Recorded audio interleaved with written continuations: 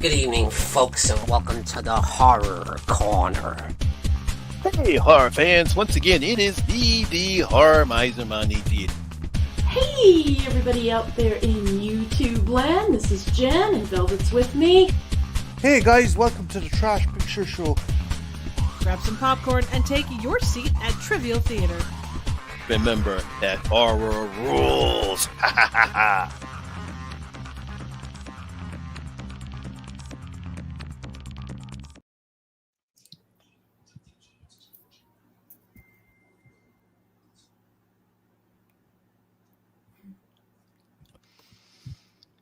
Good evening, folks, and welcome to the Horror Hangout live stream. Woohoo! And with us, as always, our esteemed panel here. We got Triv Lee Ray in the house. Woohoo! Yeah. We got... All right.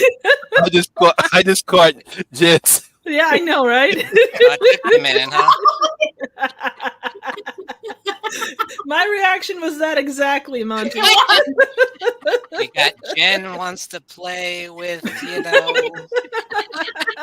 don't want to say it. I want to play with my Irishman's penis.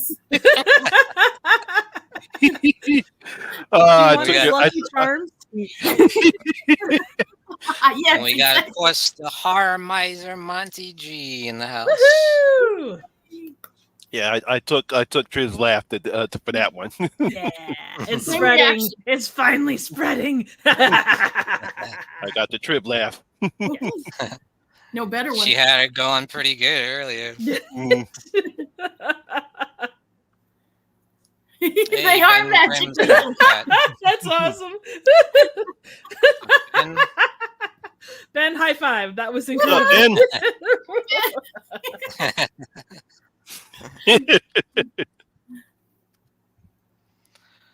All right, guys. We were going to originally have Horrordigest in the house, the OG of the Horror Hangouts. Unfortunately, he might not be able to make it tonight.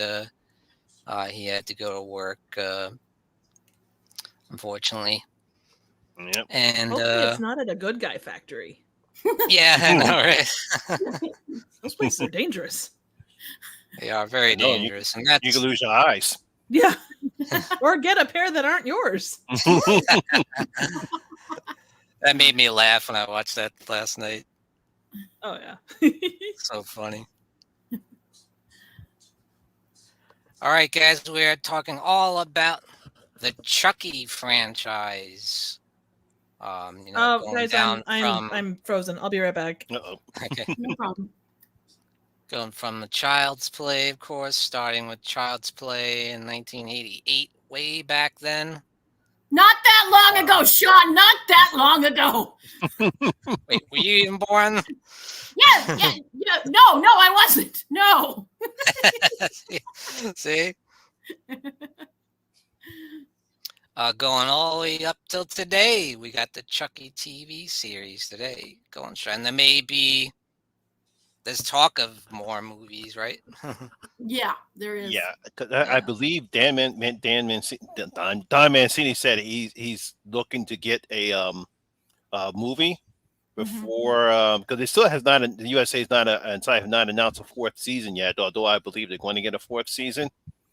But I think he wants to. I don't know if he actually wants to get a movie that works in conjunction with the TV show.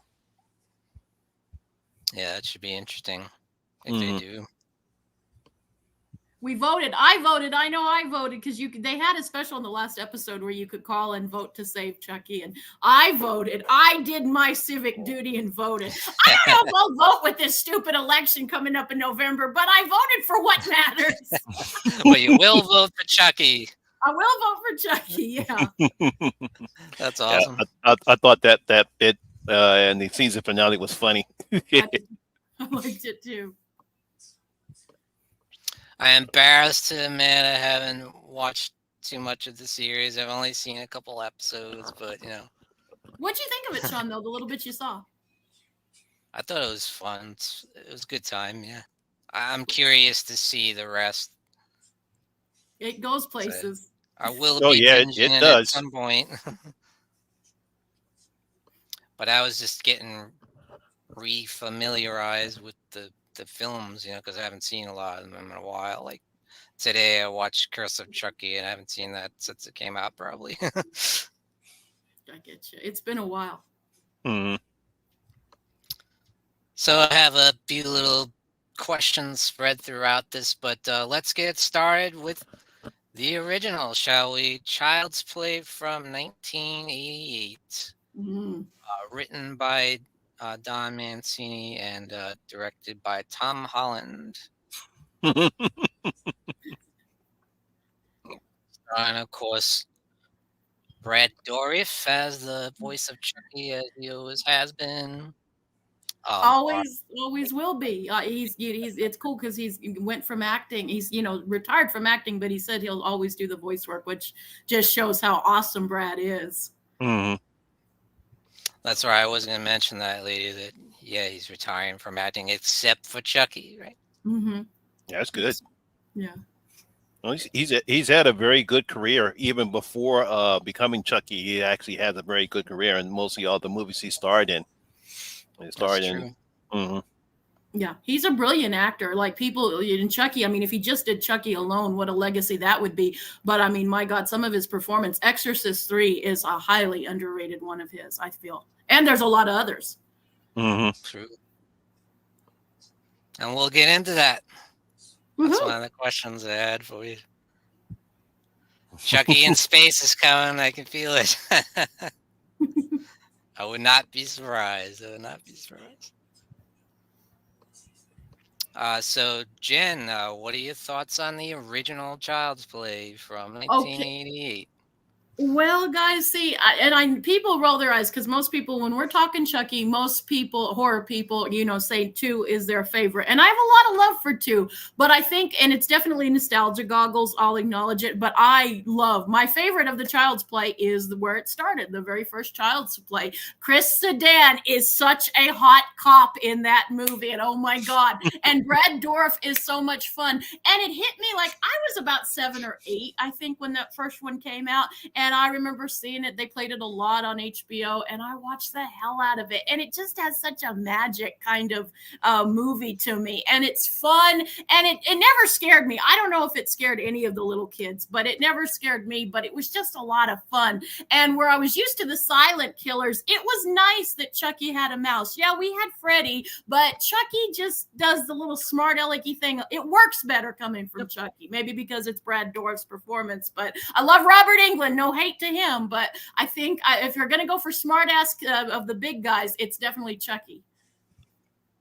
He is the biggest little guy there is. Yeah, he is. And there's just something cool about him. But I don't know. I've always loved him. I loved, I'm a killer doll and I dig it. We get that in another movie. But I just like his whole journey. And it's the only one that doesn't really fault. I know some people have problems with Seed of Chucky. But for me, everyone except for that goddamn remake. But that doesn't count. I don't acknowledge that remake. It doesn't belong here. Get it fucking away from me. But the actual movies, they're all fucking perfection. Some more perfection than others, but they're all perfection.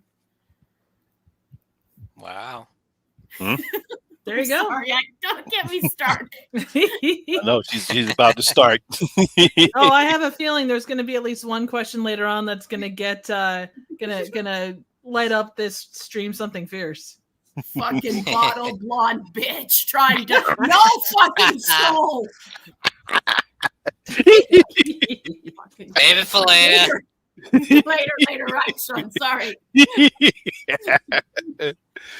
Oh, man. Monty G, what are your thoughts on the original Child's Play from 1988? Yeah, I was, of course, older when Child's Play first came out, and I was very impressed because at the time it was, we just had, we had the original, we had the Holy Trinity, Jason, Michael, and Freddy.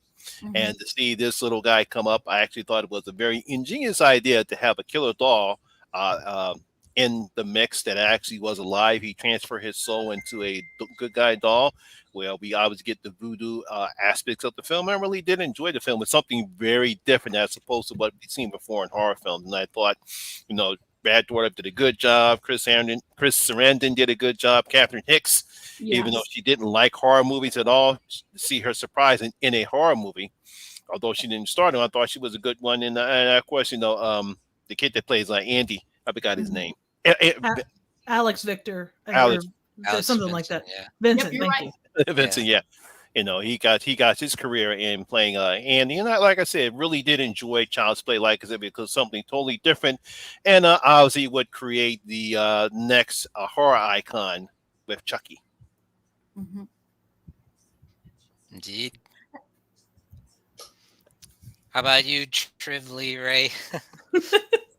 Yeah, no, I mean, I'm kind of with everybody else. The original of any of these franchises, I think it's probably one of the more consistent ones. Like the Chucky you get out the gate is essentially the Chucky you're going to have throughout. It's not like Friday the 13th or I guess Michael Myers, you kind of get that too, but he feels the most consistent. And someone mentioned it in the chat too, that this series itself is probably the most consistent from start to finish. Yeah. You're not wandering off into, 20 different directions, but they managed to keep it interesting from the start.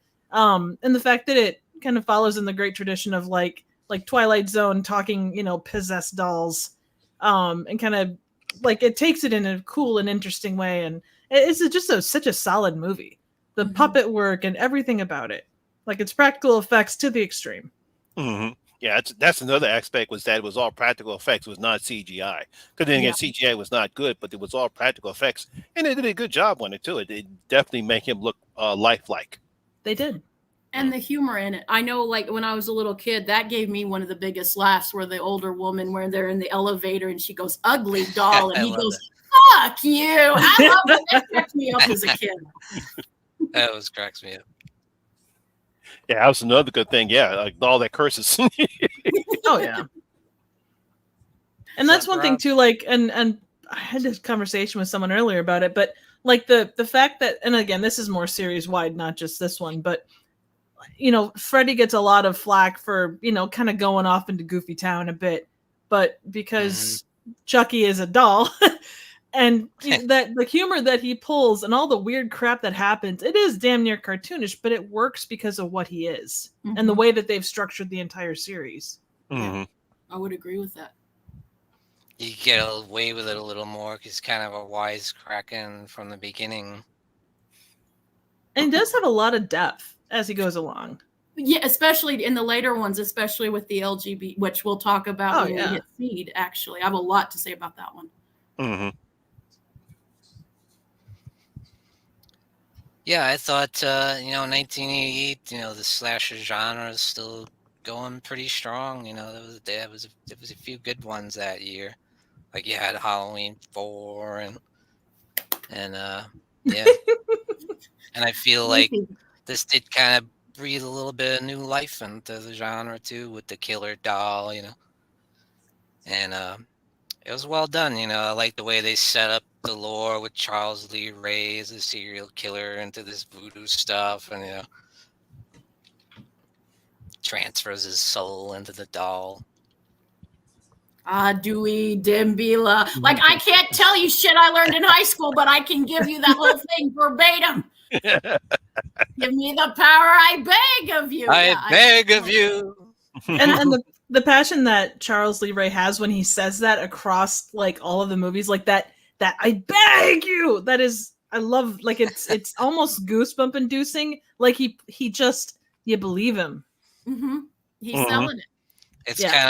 It's kind of hilarious though, because he almost never gets to finish it. Someone always interrupts. He's like, shit.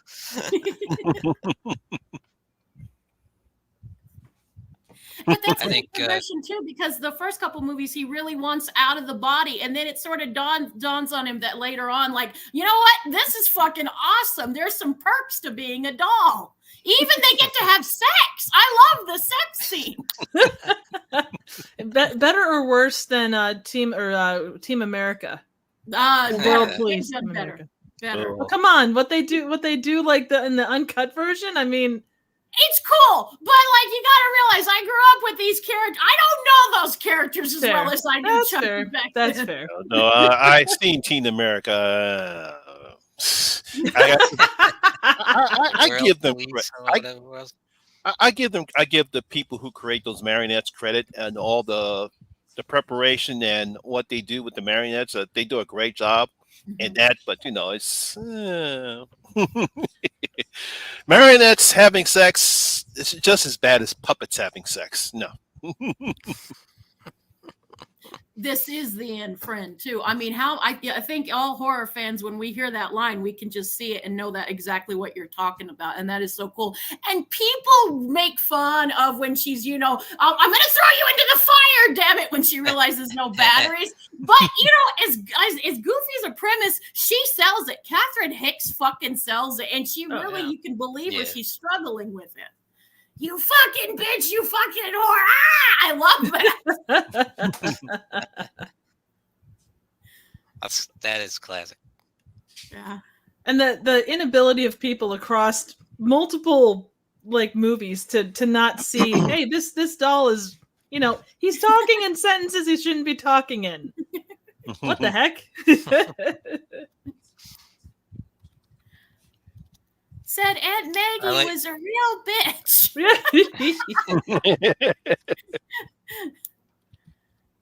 I like how I like Chris Sarandon as the cop too. Me too. Very hot cop. It's a Not nice as hot as addition. a vampire, but for a cop, pretty damn hot. And I love this scene where, Chucky is, and that's actually a pretty good scene. No one talks about it as much, but when he's getting strangled, that's a great scene too. Oh, yeah. Sorry, Marty, that was me. Someone's in the chat. I mean, I kind of started the conversation, but Monty continued it. Yeah. So that was totally not on Monty, not on Jen. It's on Monty. I take credit for that one, Marty. Yay! I'm behaving, darling, kind of.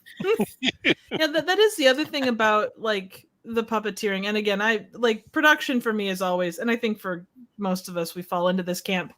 But you see that way my face moves and stuff. But my God, mine isn't very good. But my God, the articulation of Chucky's face, across all of the movies, the facial expression. It's incredible, and it's only gotten better with time. But even on the original, what they were able to do with that, because there was, you get your run of puppets that are both awesome and terrible. On one end, you've got Munchie, and then on the other end, you've got Chucky. Exactly. Or the Garbage Pail Kids, Oh my God. Ooh. That was hideous. Oh God. I don't know. I'm still gonna say Munchie may be worse than Garbage Pail Kids. That is my personal opinion. I like how some of the scenes, you could see it's like a kid walking across the floor or something. But how tall is Chucky supposed to be? Is it 2 foot? 2.5 foot? I don't know. That seems about right. I think 3. Probably 3.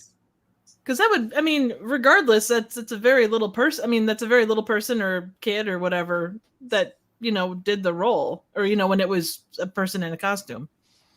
Yeah. Yeah. Right. And even the Curse of Chucky, they was still using that. Yeah, makes sense. If it's not broke, don't fix it. No, 100%. Nope. I would even say the kids acting works when you got a mix of the the animatronics, the mixing a live action person doing the acting and the puppetry. All works pretty well together, I think. Oh yeah, absolutely. 6 and I was hoping you wouldn't see that. I did. Oh, that's what was making me laugh. I know, guys. So, Jen saw that one. So, are you saying that he's a tripod? I've seen bigger in Ireland. They grow them a lot bigger. Wait, are we talking about Chucky or Marty? I was talking about Chucky, but that's impressive. 6 is impressive. I'm just saying, Ireland's bigger. Marty, would you like to confirm that?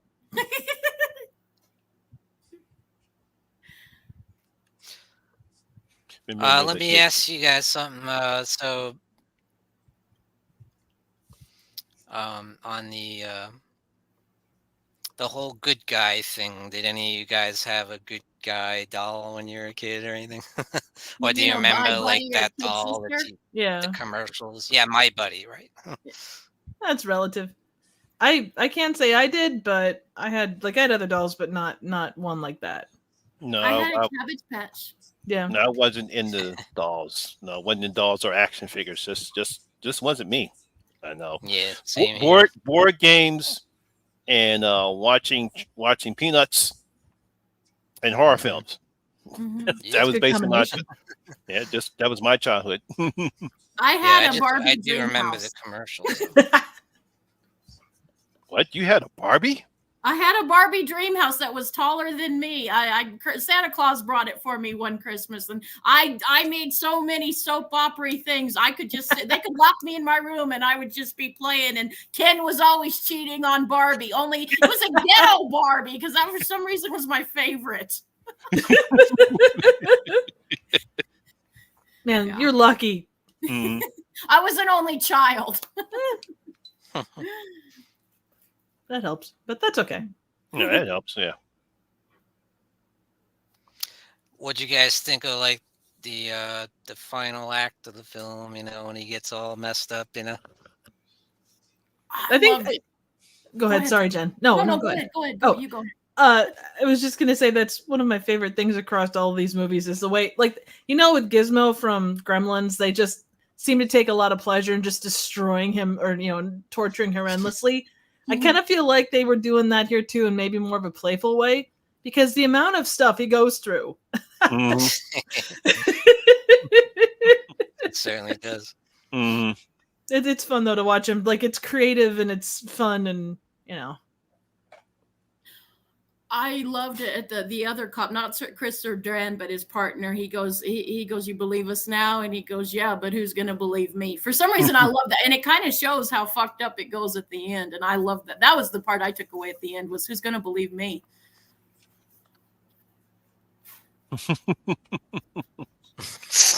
I actually did for a while, Scott. I was a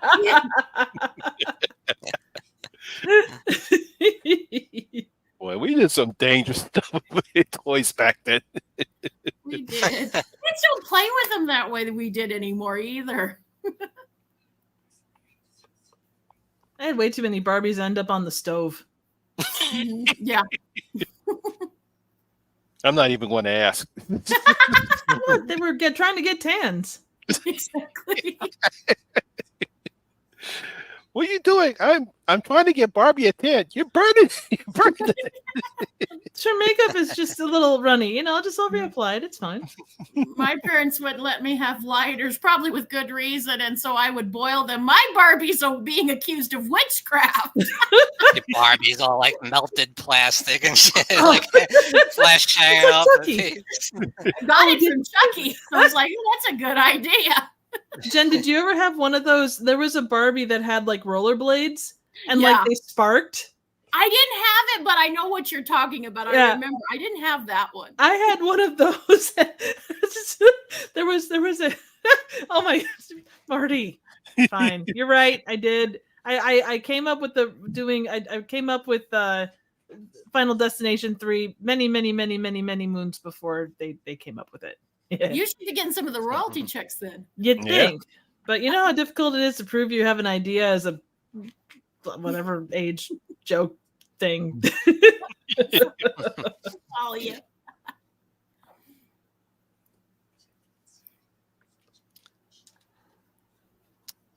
Anything else you guys want to say about the original Child's Play?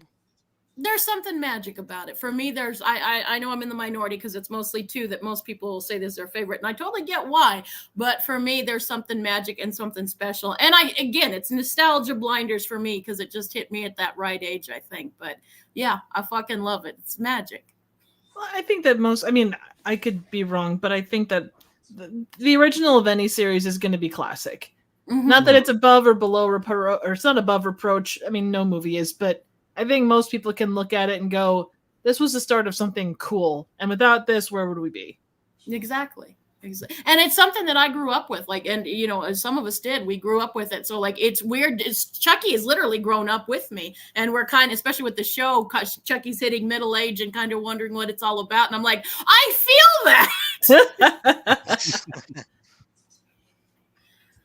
It's special. Very much. Isn't he like at least one of the dolls like old and decrepit and wrinkling and stuff? Oh yeah.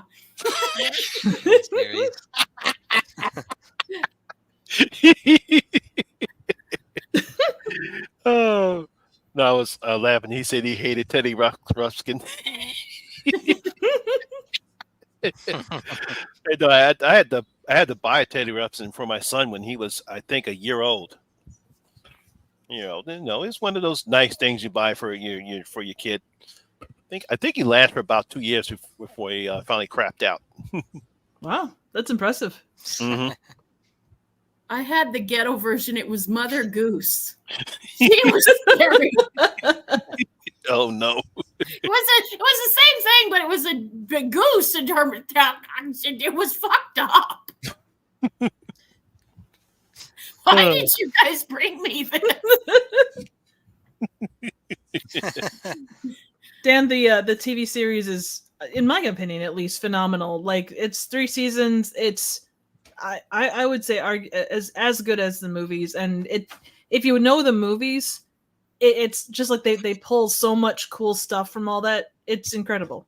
Mm-hmm. And when the stuff that they kind of, you know, add to it fits perfectly with the movies, you know, they interlock perfectly. Oh yeah, I thought they did a good job, especially I think in season 2 when we get a little bit more definitive backstory about Charles Lee Ray's background and how he grew up.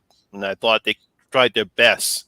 You know, I got to give Don Mancini credit. He basically stuck with what we know already of Charlie Lay's background that we kind of saw in Curse of Chucky. Mm-hmm. You know, so he basically stuck to that aspect. No, when we get more of his backstory. Yeah. And if a character comes up, oh, sorry, no, go ahead. Sorry. No, you do. Sorry. I'm sitting here motioning, and it's like you can't see me motion. No, you go. No, you go. No, the like, if they bring up characters, it's not gonna be some random thing that happened off camera where you would, you know, they may have talked about it, but you know that you've never seen it. You actually do see it. It's in somewhere in the movies. Mm. I agree. And also the heart, like with the show, it's surprisingly the love story, because we don't see that much on TV, and this is handled so well, and I love that. I love the love story between the two kids. It's just sweet. It's wholesome and it's sweet, but it's not that sappy, we're trying for an Emmy kind of thing. It's really believable. Yeah, very much. And they are they're multifaceted. Mm-hmm. Yeah. You care. It's weird to think of a show about a killer voodoo doll that you actually care about these characters. Like, you get nervous if something's going to happen to one of these people. Like, no. And that was the other thing too. Like, the people that you would like, oh, they've brought in this character, and you know they're going to be there for a while, and all of a sudden they're not scared to kill off people. Especially Devin Sawa. Oh man, poor Devin. That's always nice when they're not scared to kill off somebody. Mm-hmm. He's turning into who's the guy from Supernatural? Jeffrey Dean Morgan. He's like every movie he's in, every show he's in, he ends up dead. Or Sean Bean. Yeah, Sean. Probably Sean Bean more than Jeffrey Dean Morgan, because he's actually still alive in The Walking Dead. Oh, is he? Oh, yeah, that's true. Yeah. Spoilers. All right, guys, let's get into Child's Play 2. Sorry, Jack, Chucky's back. That's one of my favorite, my all-time favorite movie posters right there. Oh yeah, good one. Most people seem to like this one the best of the franchise, it seems like. What do you guys think, Monty G? Yeah, I actually thought it, because I was impressed. Because most of the time, especially at that particular time, most sequels were becoming very disappointing. At the time when Child's Play 2, what year did that come out? 90 something. 89, I believe. I think was it 89? I thought Yeah, it was because the third 90. one, they 1990, talk sorry. about it. Yeah, 1990. Yeah. And at the time, I think that's when the slasher film started to become a bit stale. And Child's Play 2 was a refresher, and actually was, to me, was a more better representation of the first film, because that's why I always said Child's Play 2 is one of my favorite films. Is one of my favorite films in the franchise, Child's Play 2, because you get more of Chucky, you get more of Andy, and I like the dynamic between Andy and what's her name? Kyle. Kyle. Mhm. Yeah, I like their dynamic. Right. Yeah, I like their dynamic. And I especially love the third act in the toy center where we see all the whatchamacallits, and the guy loses his eye. He gets his eyes replaced. That is such a great scene. I know, yeah, 'cause it's cracking up laughing when that happened. You could just see it coming too. Like, something's going to happen with Oh that. yeah, Because because it keeps they showing do it. great foreshadowing, because when they punch the whatchamacallits in, I says, "Oh, something's going to happen," and next thing you know, bang. Well, and you get that same scene at the It's beginning kind too, of where funny. they're showing his Is eyes that going the in. only? Yeah, it's funny though. Is that the only toy that they make? The only thing in that place is a Chucky doll. That's it. It's like 3 million Chucky dolls. It basically saw what was going to be Tickle Me Elmo way before Tickle Me Elmo. But I think there was It's like they there never was a lot thought of to make toys a like girl one or something. But there was so many of those kind of toys. Like look at Cabbage Patch Kids, or in that era there was just those toys even before Tickle Me Elmo. Like every year there was that one just insane toy. Yeah, that everyone had to have. I remember. She was in 90210. I didn't know that. Then again, I don't watch shows like that.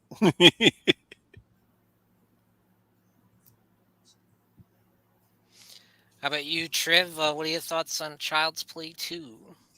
It's always the one that stands out the most to me. I don't know if it's my favorite, but the scenes inside the toy factory always stand out to me more than almost any other scene or any other scene in any of the movies. I'm not sure what that says.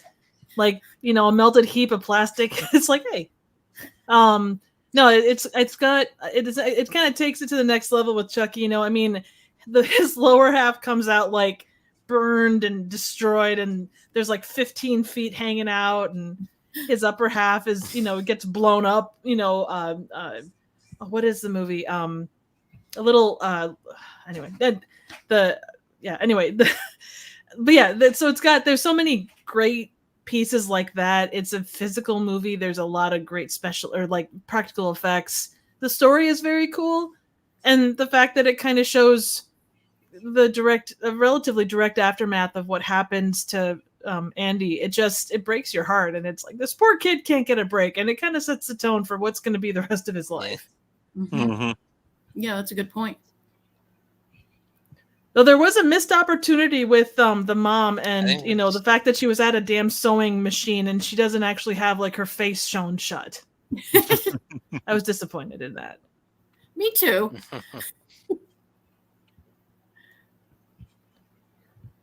Did you ever? I have to say, I love. I'm sorry, what, Monty? I said you probably know this, Sean, when Chucky made an appearance in a WCW. Yes. Monday Nitro. Mm-hmm. There's an angle with freaking Rick Steiner and stuff. Mm-hmm. It was hilarious. I think it was when they were making Bride of Chucky, or they were trying to promote Bride of Chucky. Yeah. I think that's when Bride of Chucky was coming out. They were going. There's promotion. That's why he was there. Yeah. I think he made an appearance later on in one of the. I think it might have been NXT, like Halloween Havoc or something, and that was during like the Curse of Chucky era. Yeah. He's got history in wrestling. Mm-hmm. I was gonna say one of the things I enjoy about part 2 is the beginning. I love how they recreate him. They show it up close and they're scraping the plastic off and giving the new eyes and like who. And then I'm thinking, whose bright idea was it to recreate the doll? Like to remake? They do that with Bring it back to everybody. life. Like, they don't burn the body. They don't never incinerate it. They just bury them. Yep. 90s corporate America would be the answer to that, I think. Yeah. Money. The true evil.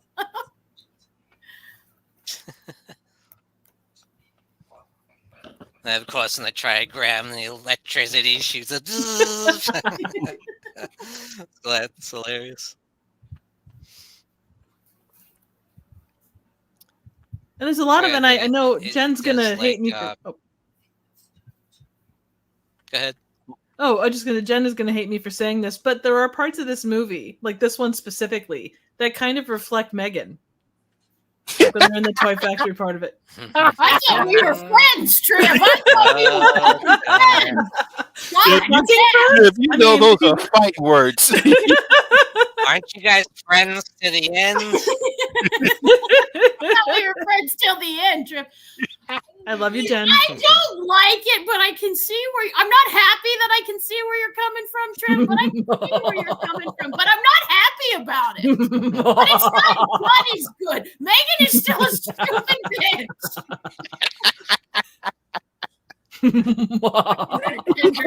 Throne is what she is. You're damn right. Steve, you will like Megan. No, you shouldn't have to. We will force you to. You know you want to get up and do the damn dance.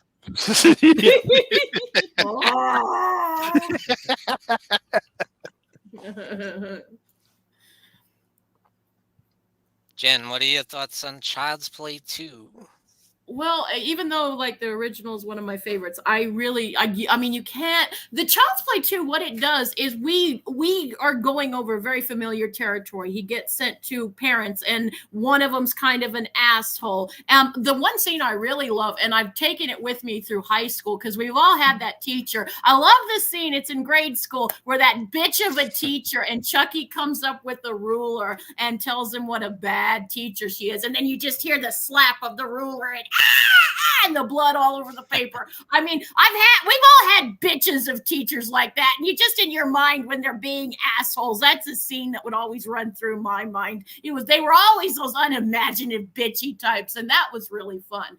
The stepfather being an asshole was fun. Kyle was another thing. Very familiar. We have this, she's trying to be cool, but she also does end up caring about the kid. But it's believable. Yeah. Like, even though it's very familiar territory, it's done very freshly and very believable, and you care about these characters. And like Triv was saying, you know, this poor kid can't catch a break, and he's not a bad kid. He's forced away from his mother. He's living with these people that one of them's a dick. You know, Kyle's the only one that shows him any kindness, and she tries to be cool with him too and showing him the ropes. There's a lot of things, and I've heard a few people that were in the foster care system said that this is a pretty, you know, minus the killer doll coming back from voodoo aspect, it showed a little bit about the foster care system. They actually got a lot of it right. So I thought some of that was really interesting. A lot more, again, like a lot of things with Dawn, a lot more nuance than what you would think for a killer doll coming back with voodoo kind of thing.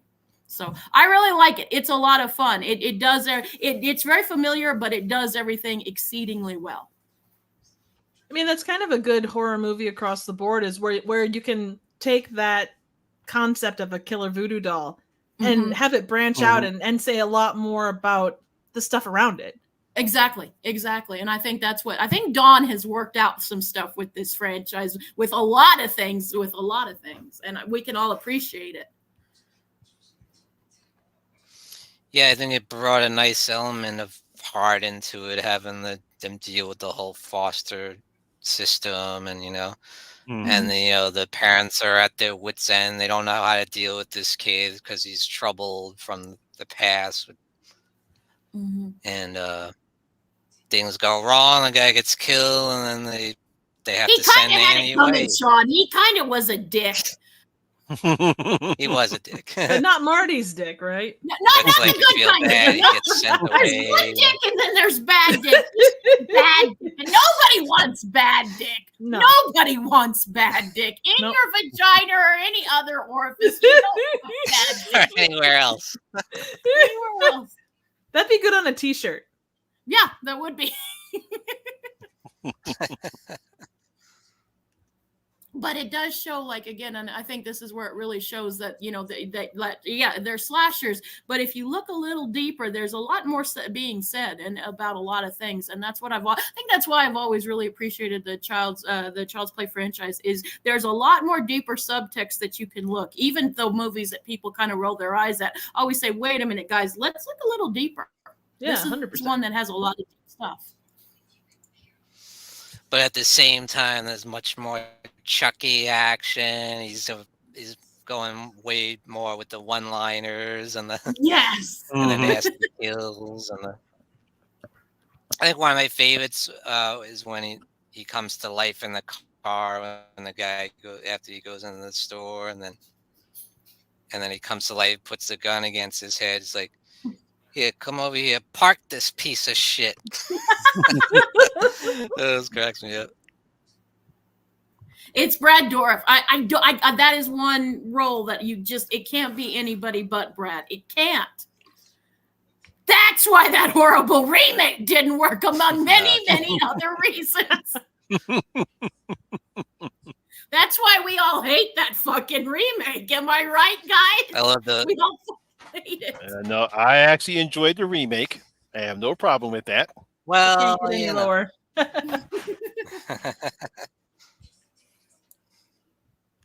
I love his laugh, though. You gotta love his laugh, Mhm. like when he really gets going. It's very good. Yeah, I think Brad gets a kickoff for doing it, though. Oh yeah.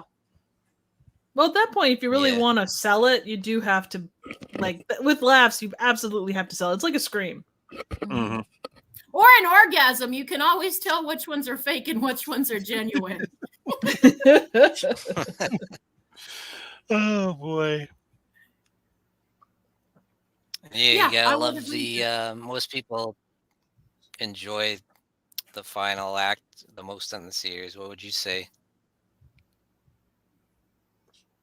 I love the final. I love all of these movies. Like they're perfection, and it's so much fun. And I think this one might be the best of the endings. I do, because it's everything we want. You know what I mean? Yeah. Mm-hmm. It doesn't undersell in any way, shape, or form. No. Exactly. And it was a cool setting where where they have the final showdown at the factory. I mean, it was simple, but it really worked. Yeah. Yeah, it does. And simple in this case doesn't mean not put together. It made sense for it to go there. Yeah, exactly. Sometimes that's the best way to go. Sometimes if you overthink it, problems. Look at Halloween Ends. Oh boy. It didn't end soon enough. No. No, it didn't. Oh. Sorry, Sean. We love you. I love you, Sean. You know that. Hey, I've made it clear my thoughts on that movie. I know. Marty really needs to be here and supervise me at all times. So I don't we see an got issue. I'll allow unfiltered it. Jen here. We're in trouble. Unfiltered and unfilled. sadly, yes.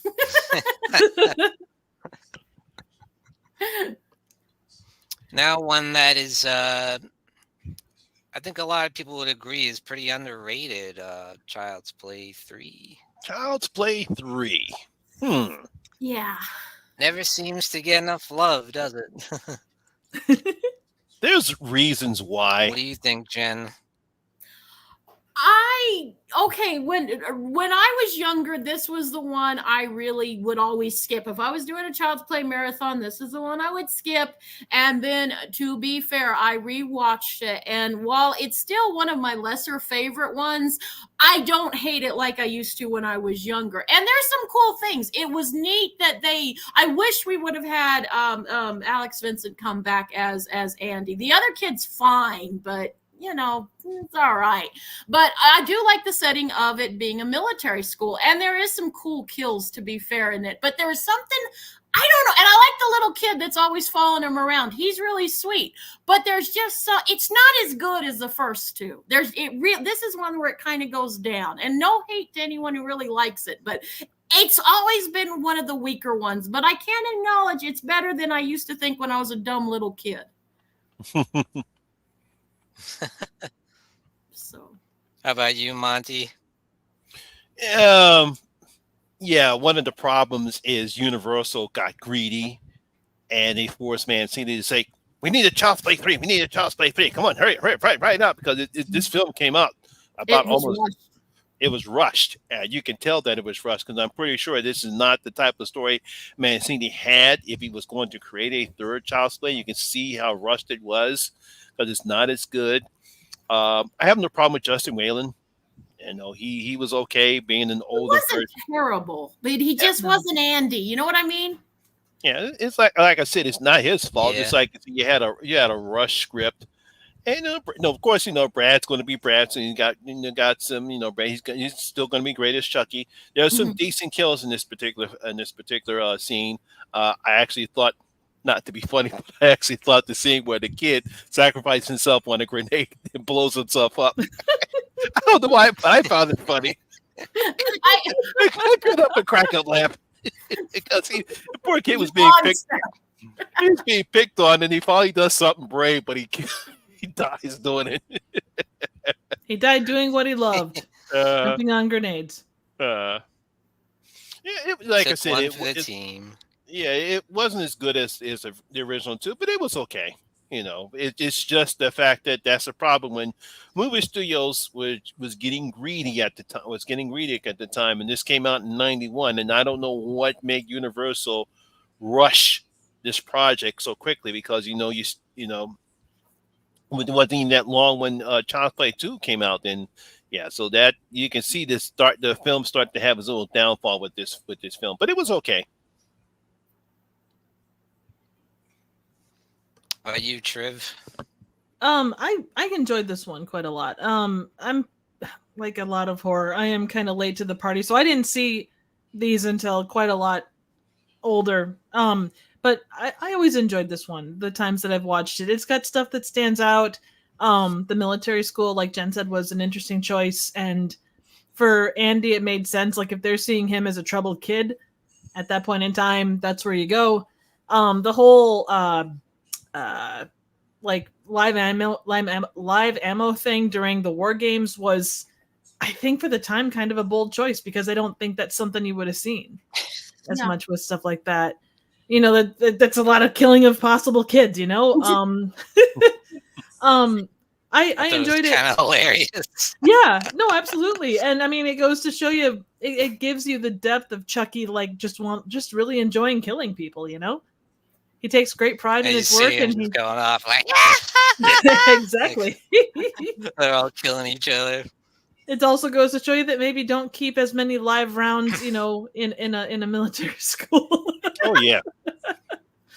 But no, I think it was a solid one. The garbage, the guy being killed inside the garbage truck was like one of my nightmares, so that sticks with me. It was solid. I enjoyed it. Not perfect, not as good as 2 or 1, but a solid entry in my book. If it's one of the more meh ones in a series, it's still better than most other series meh ones. You know what I mean? It's leaps and bounds better than some others.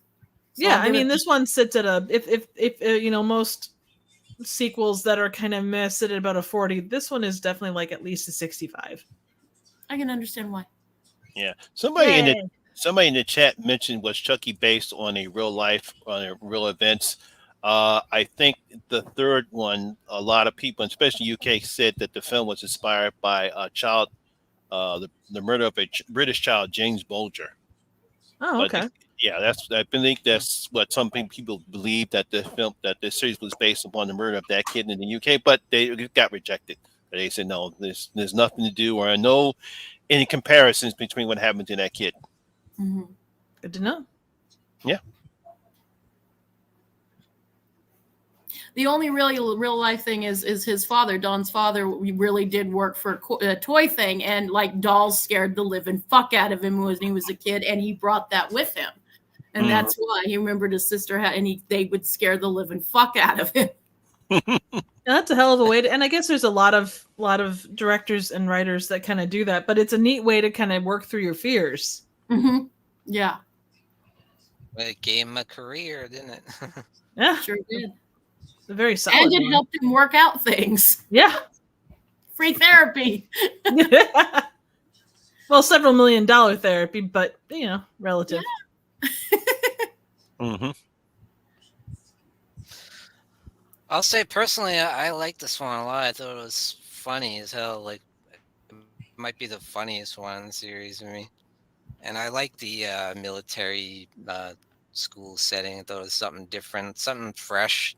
Even though, like Triv was saying, probably didn't plan. He probably had something else entirely planned. But like where Monty say, you had to knock something out. But I thought it was something creative. Yeah. And A lot of people like it. I like when Chucky gets the head toy maker guy and goes to his house, and he sets off all the other toys after him and makes them slip in the marbles. And Yeah, and that guy really he's into toys. There's no doubt. I mean, who in their right mind has a railroad running above your head? And I like when they had several different Chucky, my buddy dolls in there. Like, hi, I'm Thomas. Hi, I'm Robert. Hi, I'm Peter. They're all talking to each other. I've had conversations like that where they just keep going in circles. Yeah. And then you gotta love the guy that's like obsessed with giving kids the buzz haircut or whatever. The crazy barber guy. And I will say, and the exposition on that too, like, because that's a pretty heavy exposition part when the cartoon, or like when the good guy commercial comes on, but it was done in a way that, like most of the things in this series, it makes sense in world. Mm-hmm. It's not just somebody going, well, back in my day, we had good guy dolls, and I found one at the store for my son the other day. Why he's Southern, I don't know. But They usually are. I know. Back in 05, I had a thing going with my thing, and then my good guy doll came along and kablooey. Destroyed half my family. Goddamn kids and their goddamn good guy dolls. And then he finds the doll and he just wants to give him a haircut. Like, what? Oh, so did you play with dolls when you were a kid, huh? He's on a mission from God. Presto, you're bald. Presto, you're So dead. And then how he'd go through the lunchroom and be like, you haircut Friday, you haircut Tuesday.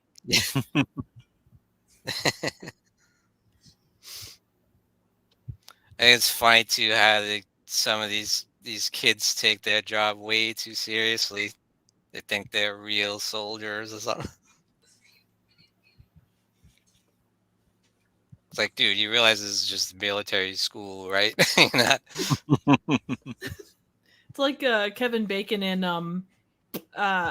was it Animal House? Yeah. Mm-hmm. I love that movie. Oh, it's so good.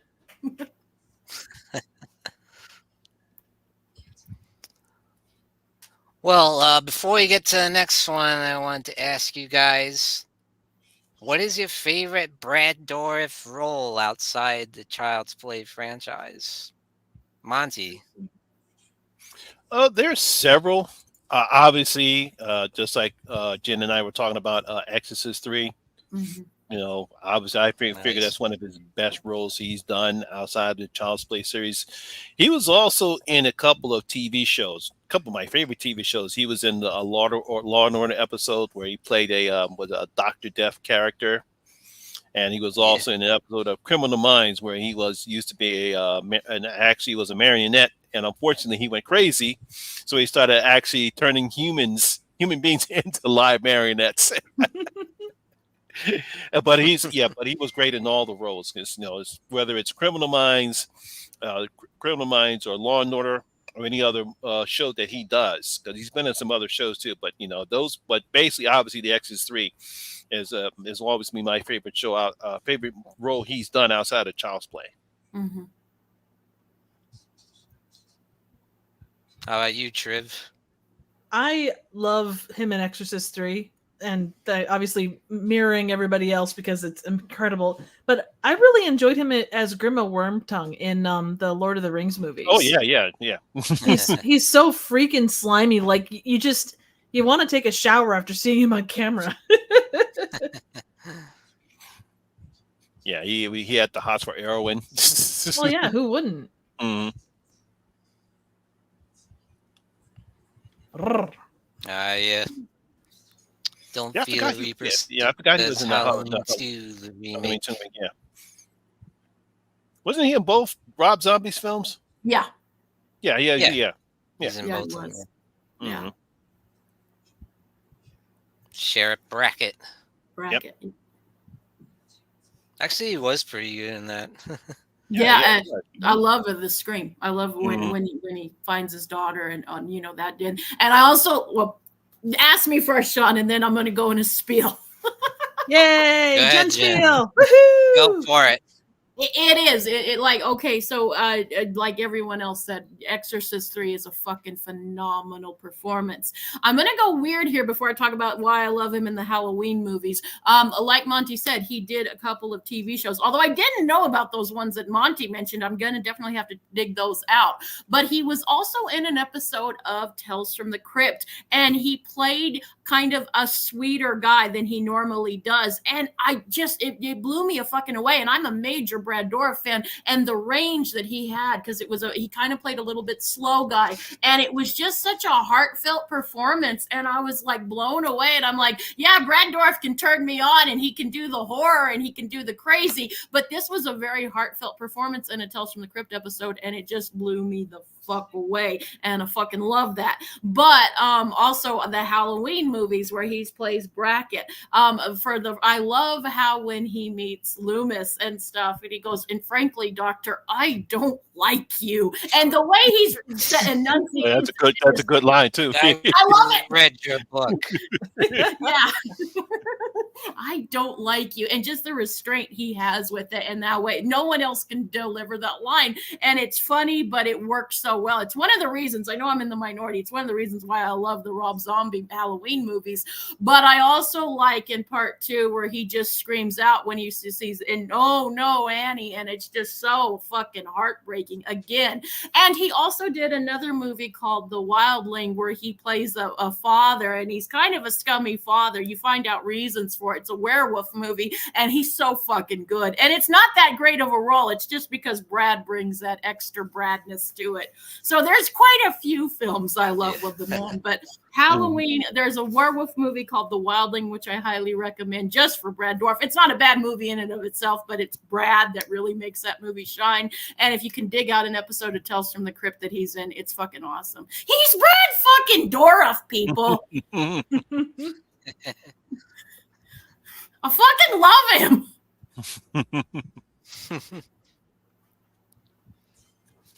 I have to say, my favorite is one of his first, One Flew Over the Cuckoo's Nest. When I was wondering if he was going to bring that up. Because Billy. I forgot that was one of his first, wasn't it? Screw Yeah, him. They get him to sleep with the girl, and then yeah, I think that's one of his first earlier roles. he ends up. Yeah.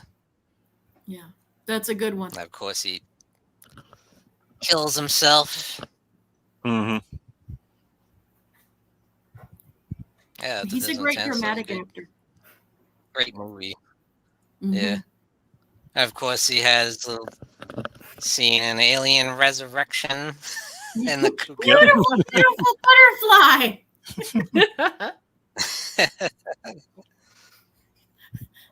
Yeah, that little scene in Trauma, Dario Argento. Oh He yeah. gets cut off down the elevator, and he's like, "Ah!" and see his head flying down the elevator shaft.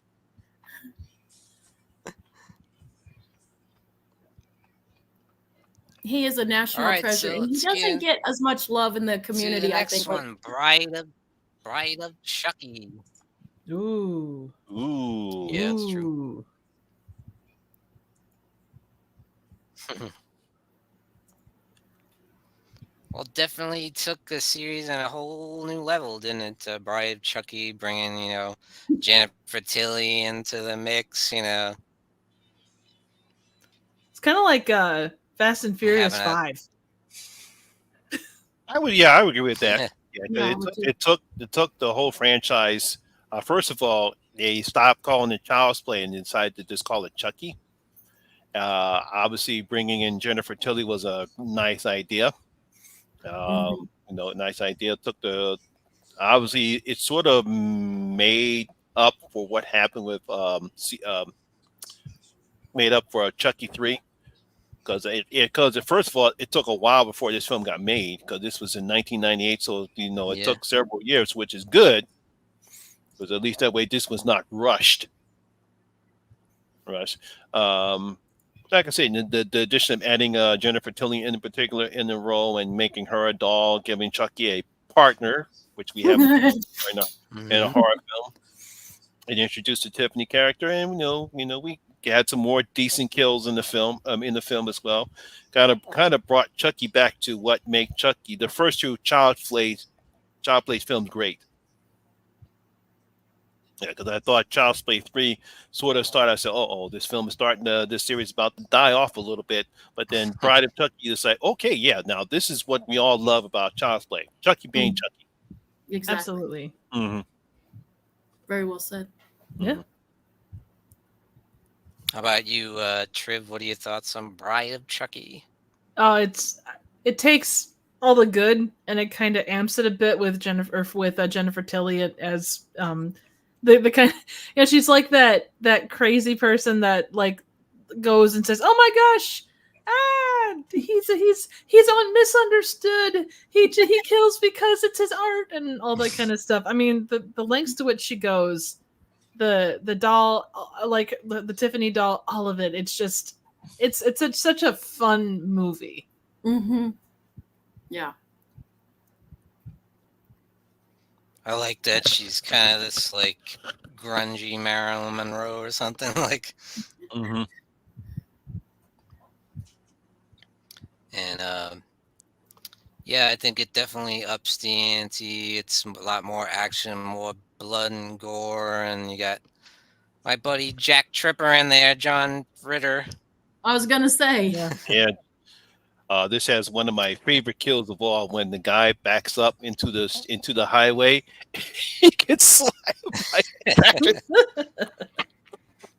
It's not as good as the tractor trailer scene in The Devil's Reject, but it's just as good. Mm. Yes, I have a That's morbid pretty sense of awesome. humor. And then John Ritter gets the pins in his head, and he's like, "That looks familiar." Like,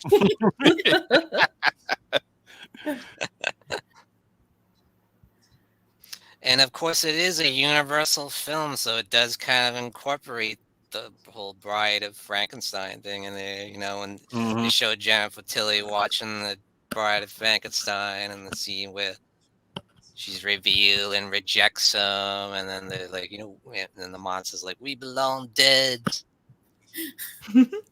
I knew they were gonna use that in the movie. That is one thing about this series Yeah. as well. The way that they kind of like, you can tell that there's a lot of horror fans behind this because there are so many little references that come back, and they Mhm. seem like they really start with Bride, and they go all the way through Yeah. the TV show. Like it's really, Oh yeah. whether you know the history of horror movies or not, you can really appreciate what it does. It speaks to the fans. Sure. I agree. Yeah, that Woohoo. kick-ass heavy metal soundtrack. Yeah. This is like rock and roll Bride of Chucky, you know. Dig But it. this is a musical. And you know, Chucky has that patched up look too. That's where he got that stitched up look, you know, like Mm-hmm. almost like Leatherface or something. He's metal, man. Totally. Yeah, he's metal as F. That's right. Yeah. I like the Tiffany's boyfriend or whatever, the wicked wannabe goth dude. And she's like, look And what I then you did to find this out he's guy, a and he nerd. shows the picture of the guy, and it's just like all makeup and shit. Like I'm working my way up to it.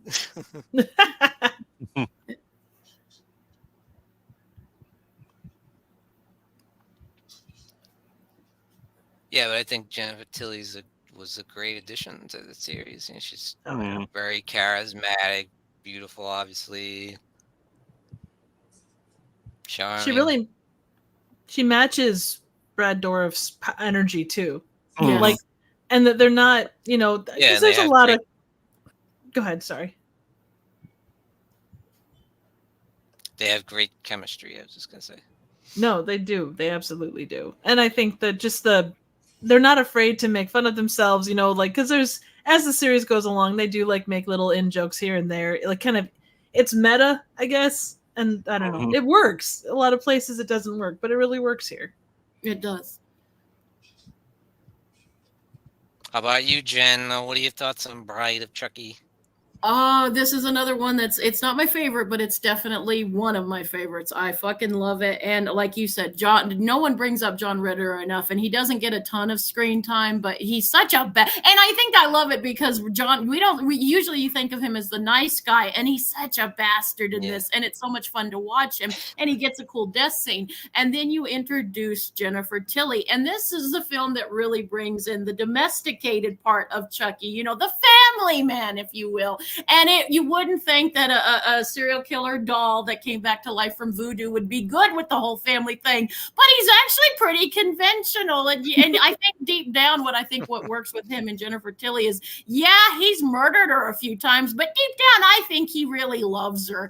And I like the shows their relationship when they're in the RV and stuff. And she's like, and she's always talking about her mother, and he's like, I fucking killed that bitch so many years ago. I don't know if it was in this movie or in another one, but I know that joke was made and stuff. And she's like, my mother always said this or that or the other thing, and talking about how a man can't be bothered to do a dish. You make a nice meal, they can do a dish. And she goes, and then they're talking about Martha Stewart, and he's like, fuck Martha Stewart, and she throws the dish at him. It's so fucking charming. And I mean, again, much like Brad Dourif, I don't think any other actress could bring what Jennifer Tilly brings to this role. She was a breath of fresh air in this franchise. And like you were saying, Sean, it does have the universal feel, and we definitely have the Frankenstein element in all of this. And it's really sweet. And also lesser talked about are the kids in this film. And this is a very much a movie of commentary of relationships, because the two teenage kids, there's a part in the movie where they think the other one is murdering all these people, and they're like gonna spend the rest of their lives together. It's weirdly kind of a parallel to The Graduate, because it's like, I love this person, and then you take the plunge and you're like, oh fuck, what did I do? You know, it's weird, but you get those parallels, or at least I do.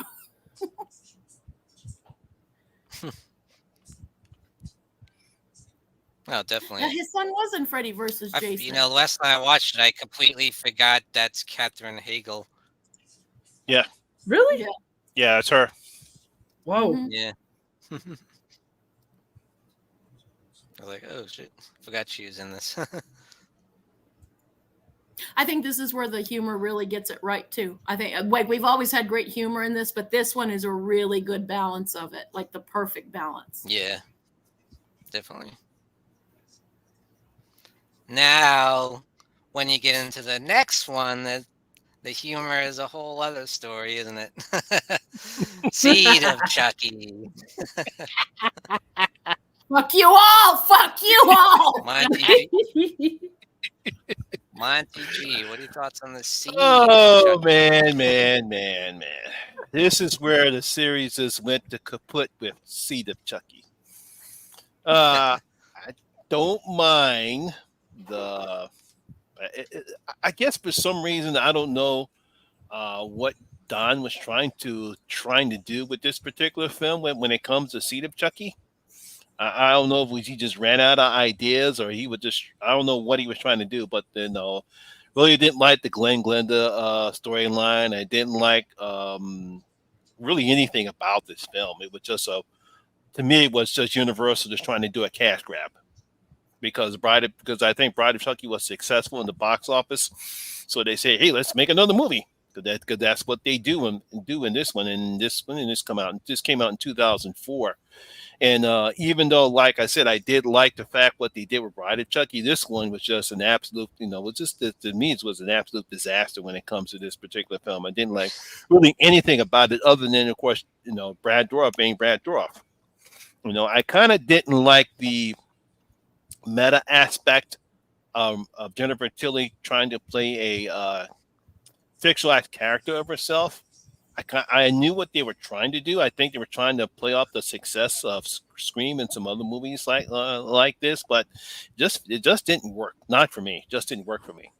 Because I always will say, this was until another film came out that we'll talk about. This was for me. This was the worst of the franchise.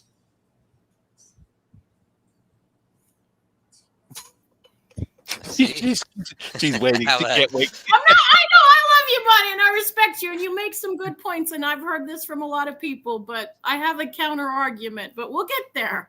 Okay. Go for it, Jen. Go for it. Okay, I know I'm in the minority of this, and I want to be on record. Like, this is another movie, much like Rob Zombie's Halloween, that when it first came out, I was like, I can kind of understand why people don't like it, but I did not understand the level of hatred this movie got. Didn't understand it then, still don't understand it. In fact, I know, and Sean, you might want to take me off the panel after this, but I always thought it was a quietly brilliant film. And one of the things I really liked about this, and again, we're going to incorporate this more in the series and in other films, is like, there are serial killers, they're fucking murderers, but they're accepting and they're like goddamn. Let's get that on record. Jen said brilliant. Brilliant. Fuck you all.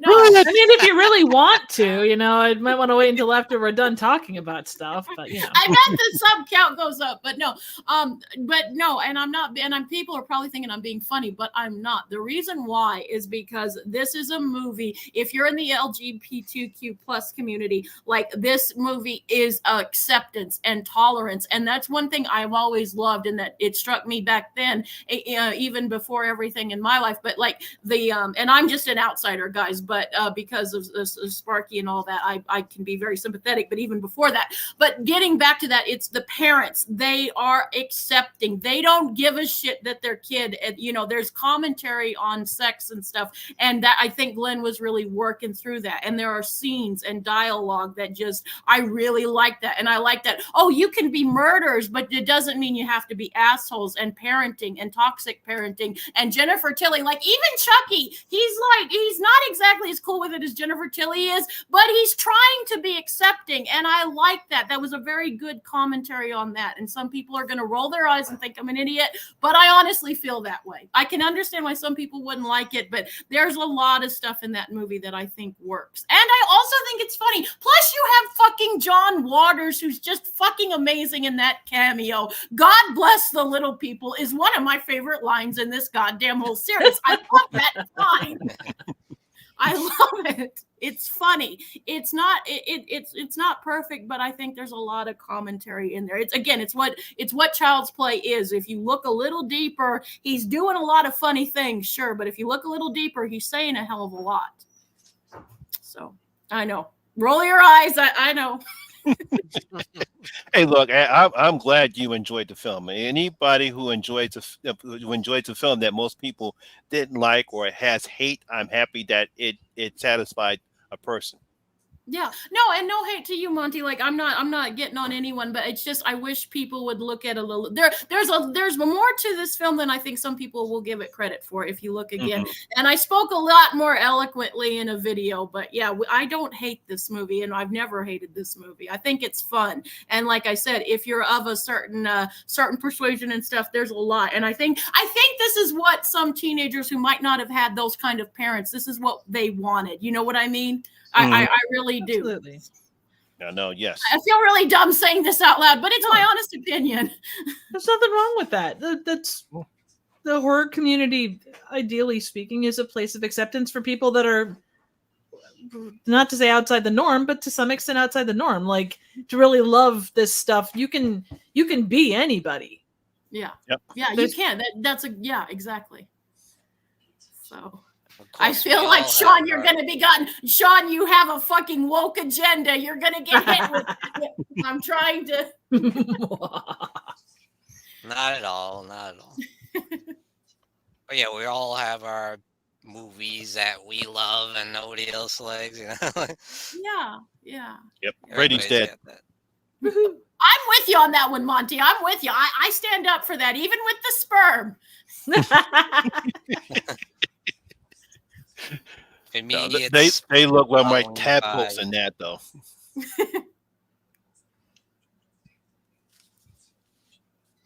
Triv, what are your thoughts on Seed of Chucky?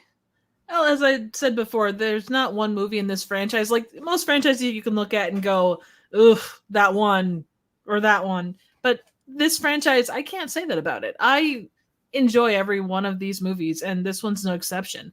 Whether you be looking at the messages that it gives, like the homages to previous things, like the whole Glenn or Glenda thing. I'm such an Ed Wood fan, and to be able to see that kind of thing, whether you know it or not, I adore that. It is such a great callback to a classic movie and to a thing that was revolutionary for its time. I don't know if you can say this did for a lot of people in that time. What was it, 2003 or 2001? Somewhere around there, yeah. Like early 2000s. It probably did for a lot of people in that time what Glenn or Glenda did to a lot of folks back in the 40s, 50s. Anyway, whenever.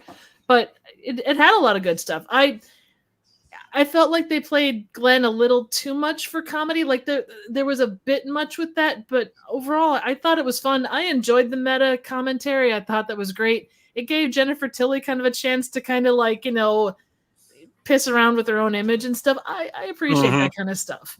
Oh, so, yeah. I mean, it's not my favorite of the franchise, but it's certainly the bar is high for me with Child's Play, and this one's high. It was just a little slip. I also love it. Like the whole addiction thing was fantastic. Yeah, it was a great commentary. And John Waters' death, my God. Oh yeah, love it. I did like that part. Yeah, that was a good kill. Was a good death kill scene right there. Oh yeah, you never can go wrong with psoriatic acid. Yeah, no.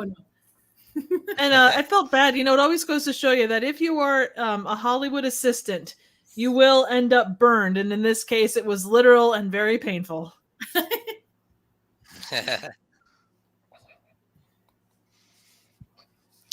Yeah, I have to say it is my least favorite of the franchise. That's fair. And I did go see it in the theater, and I remember being, very disappointed because I did like Bride a lot, and I don't think it followed up Bride very well. Honestly, I do appreciate the Glenn or Glenda thing, and like Triv saying, the call back to the Ed Wood film. I thought that was interesting, and I thought the character was interesting.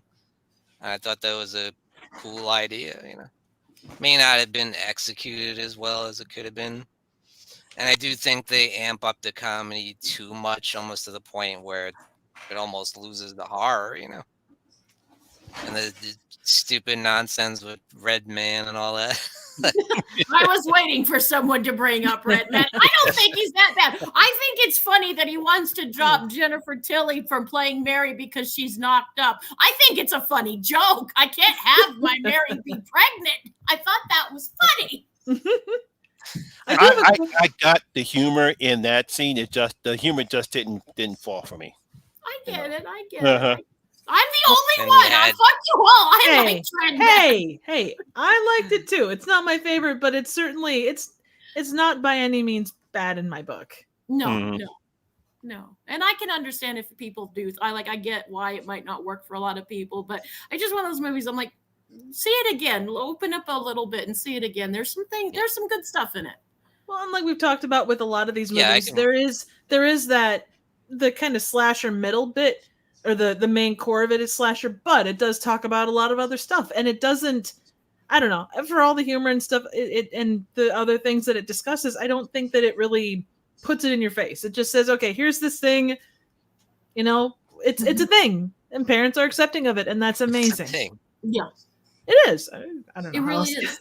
Yeah. No, and it's weirdly heartful. Watching it when we did the review, I was like, yeah, it really hit me because I'm like, yeah, this is what we should aspire to as parents. No matter whatever else is going on, this is what we should aspire to. 2 serial killers. It does have a little bit of heart in it, It does. It really does. but just the comedy kills it for me. It's too much, like, for a horror movie. Sparky even hates the Like joke where Bride he and in Japan. Chucky. What'd you say?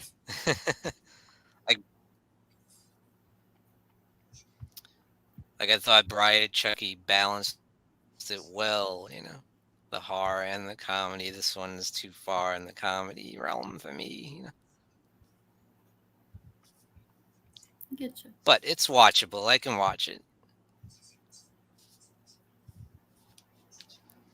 So next thing I wanted to ask you guys is, what is your favorite killer doll movie outside of the Child's Play franchise? Triv.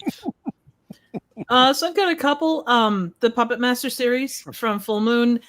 The movies themselves are, a mixed bag of things, but I love the variety of puppets that they come up with, even if they're not necessarily utilized as well. You just get such a variety, and I think they're a lot of fun.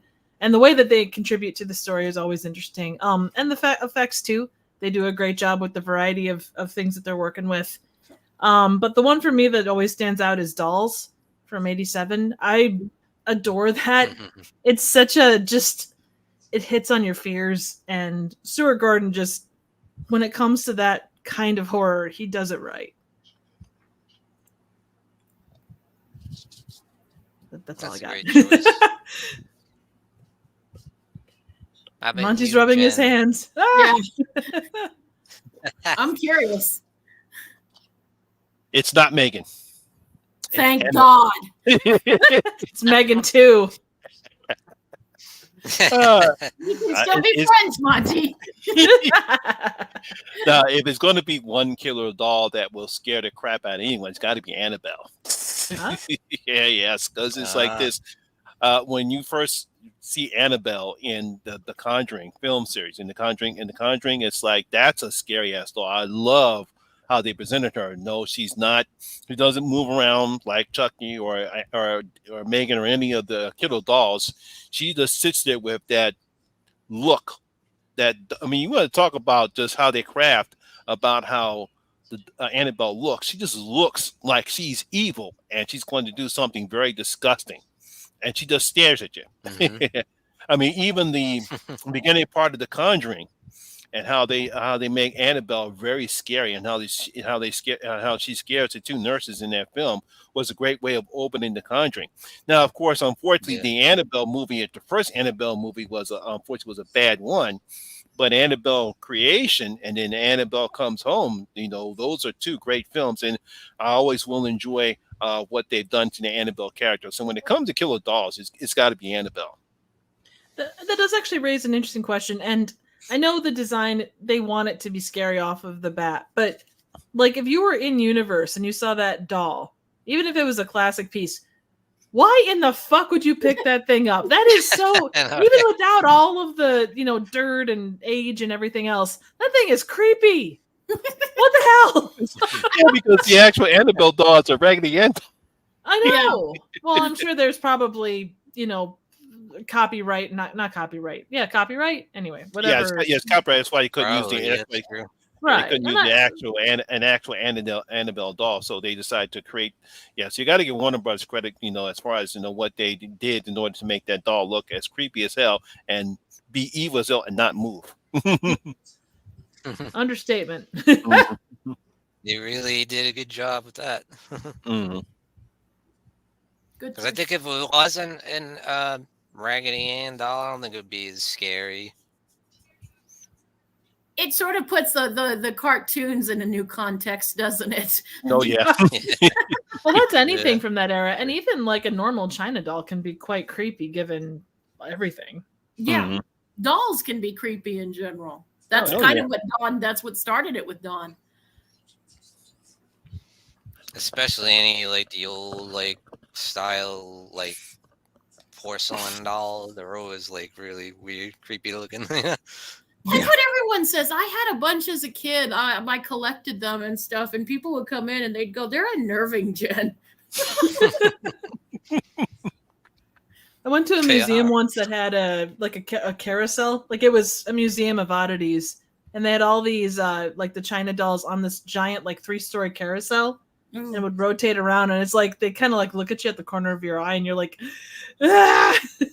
Nightmare fuel. Like, those dolls, are their eyes moving? I Yes, think or- they're looking at me.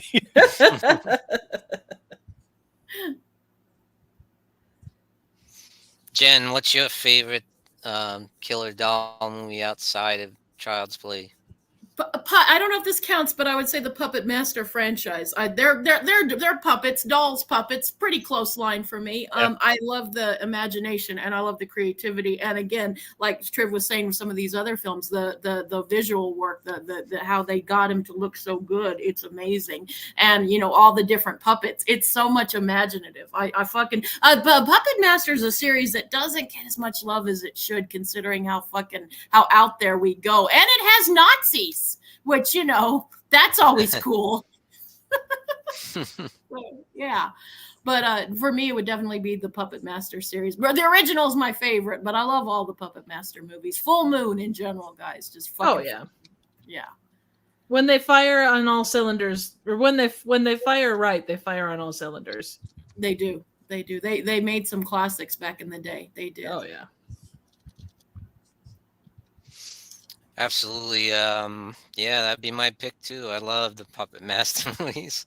Oh, did I steal your Like you thunder? said, the I'm sorry. creativity that's so cool. The creativity of you got the 6-shooter guy, you got the blade guy, you got the Mhm. Leech. Yeah, they drill never head really- guy. There's so many different kinds. Can you imagine being the leech chick? Like she never does a lot besides like regurgitate like a single leech. I think that's telling pretty that. cool, though. That's true. But It can you is. imagine like having to would you have to reload her every time you wanted her to like shoot leeches? Ooh. I mean, I feel. Get your mind out together, Jen. I was thinking of Marty when she said reload me. I'm like, oh yeah, I could go for that. Yeah. I love how you even guys had know the when I go killer in. Surgeon guy. That's what she said. Mhm. And they keep adding some new ones too to the thing. They're fun. They're still good. Like they came out with one a couple of years back, and it was pretty all right. Didn't they have one last year or this year? If they did, I haven't seen it yet. Mm-hmm. I think it was last year. There was a The new last Puppet one I Master. saw was the Blade one, like the Littlest Riker. That's the one I saw too. Yeah, the Littlest Riker. Right. Nazis. It's always Nazis. Always the Nazis. So it was Nazis.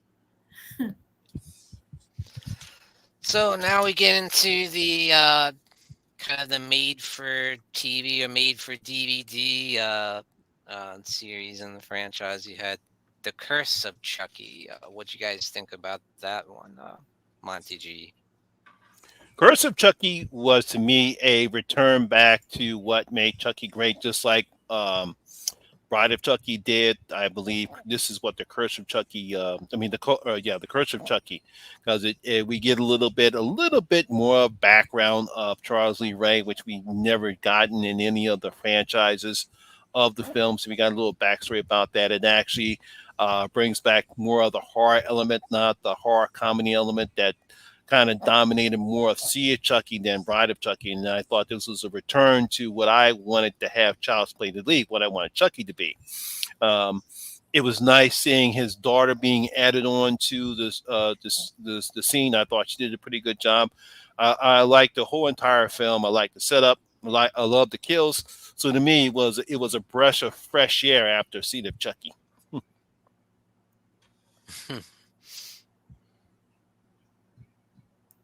How about you, Triv? So I have a confession. I don't know how I missed That's this the one you forgot, isn't it? That's the one I forgot. I don't even know if I've ever seen it. Like I thought I checked off all the ones when I was doing a rewatch, and I don't remember anything about this movie, so I cannot comment one way or the other. Good title though. Always a good title. Mm-hmm. I'm sure that guy that did the thing All with right, the how about stabbies Jen? is very good. You sure you haven't seen it, Triv?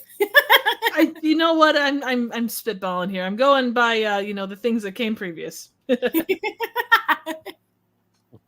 it, where's Marty when I need him? So Marty does stabby too? Nice. Mm-hmm. In my franchise.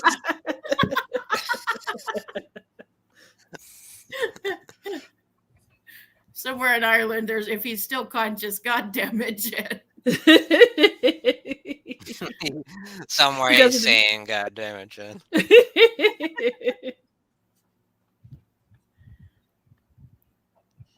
Jen, what's your thoughts on Curse of Chucky? Curse of Chucky is another interesting one because I don't hate it. Didn't hate it. Like Triv said, there's really, even the lesser ones in this franchise are still a lot better than most of the other franchises. This one's, I didn't like it initially. I'm not gonna lie. But there were things I can appreciate, and I still do. Fiona Dourif is definitely God. Even then, on the first initial watch, when I really didn't like the film, I was like, man, she is really good. Really enjoyed her performance. Still do. And for me, the biggest thing I took away from that film is I think it's the one playing the priest. He used to be on a soap opera called Santa Barbara, the actor that played the priest and stuff. And I hadn't seen him in forever. I was like, oh my God, I know that guy. I know that guy. And you're right. He's A. Martinez. Yes, he's been in a lot of TV shows and movies. Yeah.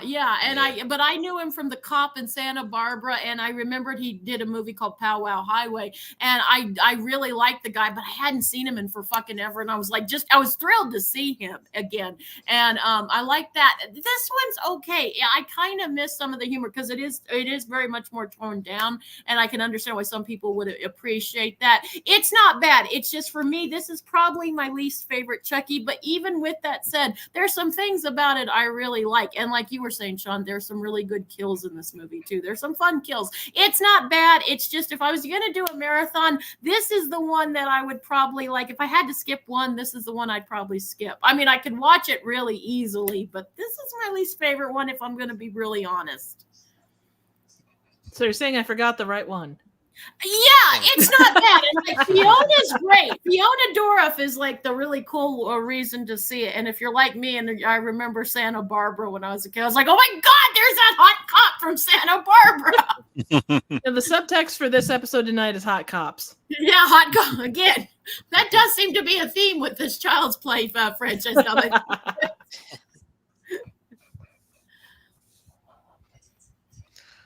I have to honestly, I have to agree with Monty on this one. I thought it was a pretty good return to form after Seed. I was very disappointed, and it seemed like it's much more a horror direction again. This one actually is trying to be scary, even, dare I say. It's almost like a haunted house movie with Chucky in it, because most of the movie takes place in the Gothic mansion. It's all dimly lit and dark, and it's almost like a slow burn too. It takes quite a while before things get going. Mhm. They just take their time establishing the story Yeah, with because Fiona Dourif's I character and everything.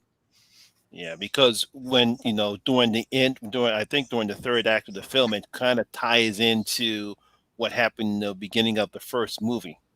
The movie when we get to learn what's his relationship with Nika, what she and who Yeah. she was to him, that kind of ties into his backstory, and then and eventually leads us to beginning part of the first Child Play movie. So I actually like that aspect of the film.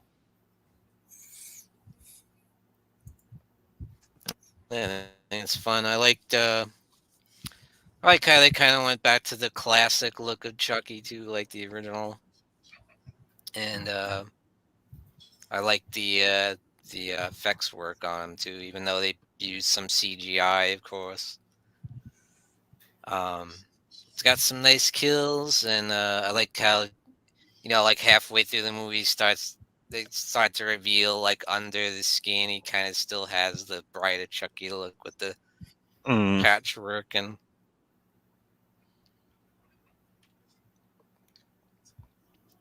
Yeah, I thought it was pretty solid. Making it a little more serious, taking it a little more seriously. Absolutely. I don't hate it. It's just out of all of them, this is the one that's like, eh. Well, it was a straight to DVD movie, so it wasn't a theatrical release. Nope. So obviously they didn't have as much of a budget because the whole thing takes place in the house. They don't even go anywhere else. Yeah. It has kind of an Agatha Christie feel to it too, as Yeah, it what I does. mean? Yeah, it's like it has like a Yeah. kind of a little Nîmes noir mystery aspect to it. Yeah.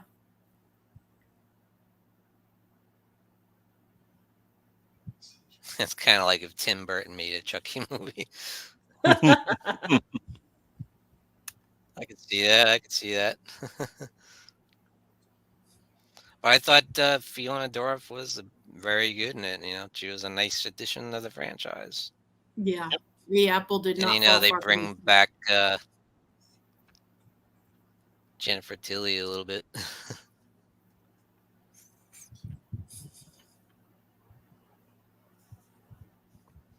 So next up, you have the film that kind of almost sets up the TV series a little bit, right? The Cult Yeah. of Chucky. You seem to like that a lot more, Jen, huh? I know I'm in the again. I know I'm in the minority. I know a lot of people really didn't like this one. I fucking adored this one. I was like, oh my god, wee! I loved it. Yeah, it's another one it's in my top of the ones. I really fucking love it. I don't know whether to kill this guy or to to follow him with the doctor. I love that.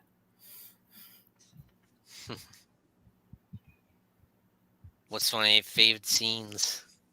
I like when we get the multiple Chuckies, and again, we're going to explore that as we get to the TV series. I like it all, and I think now again, much like with the military academy in 3, I really like. This is a great setting. A fucking mental institution is a fucking great setting for Chucky, and it kind of plays with the audience's expectations because like all the people are crazy, so you don't know if they're nuts, cuckoo for Cocoa Puffs, or if there's actually seeing what they're doing. There's a lot you can play around with, and there's just a lot of really darkly funny humor in this movie, which I also really appreciate. I really just had a good time with this one, but I think the setting, the mental asylum is a place for Chucky. It's fucking awesome. It does get quite wacky, doesn't it? Mm-hmm. It does. I know a lot of people don't care for this one. What about you, Monty? What do you think about the Cult of Chucky? Yeah, I wasn't a fan. And it's like they bring back up and it says, "Oh no!" It's like after a good curse of Chucky, and then we're going with the multiple Chuckies, and he It doesn't. was the voodoo for dummies, wasn't it, Monty? It was that voodoo for dummies that pisses everybody off.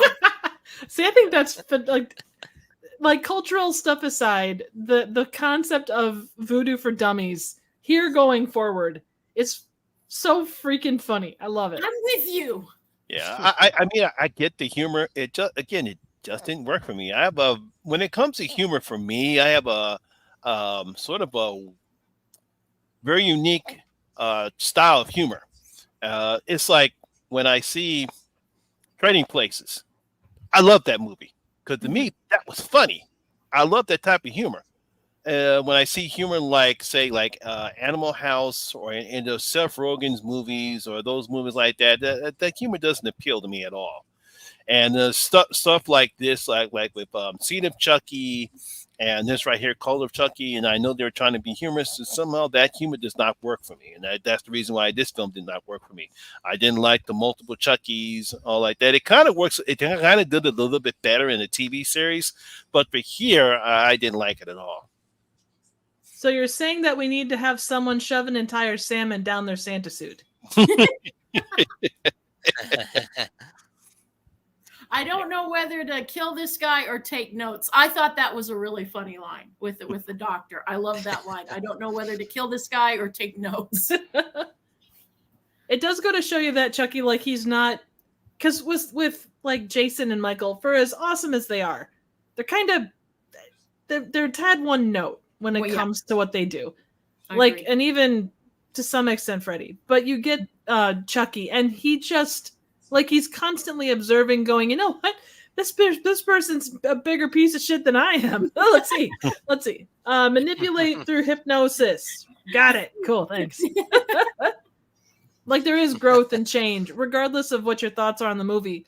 They like that's kind of constantly at the forefront of all of these movies, is that he's not the same. He's constantly changing it up, and not in like a weird way.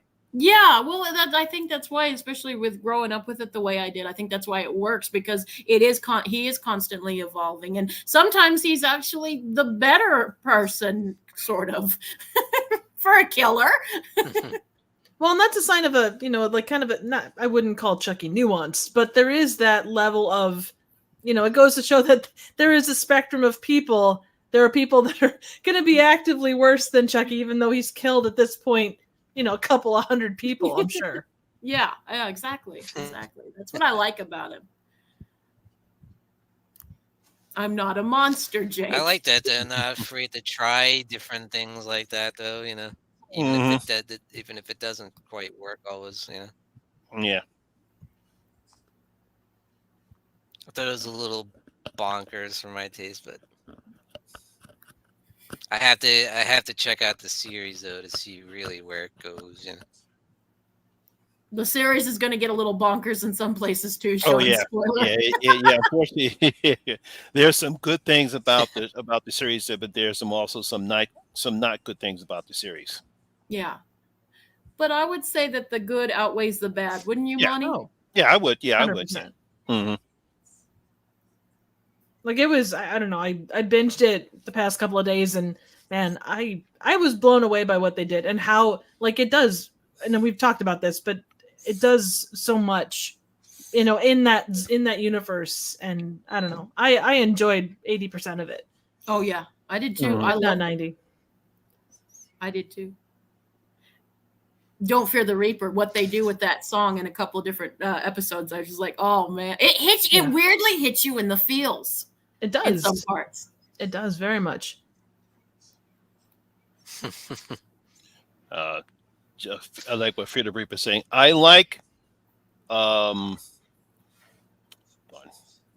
did his name? Funny.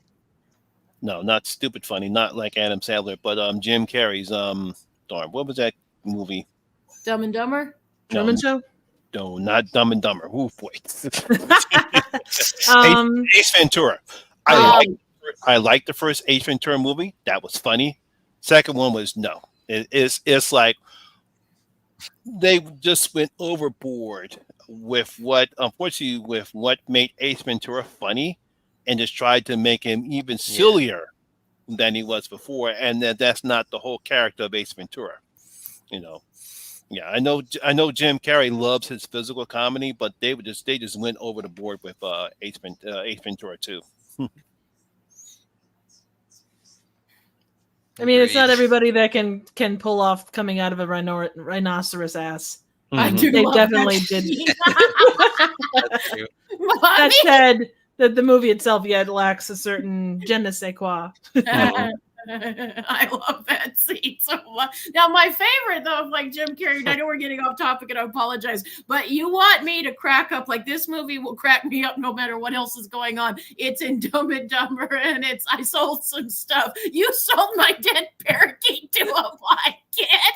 I just thought he was really quiet.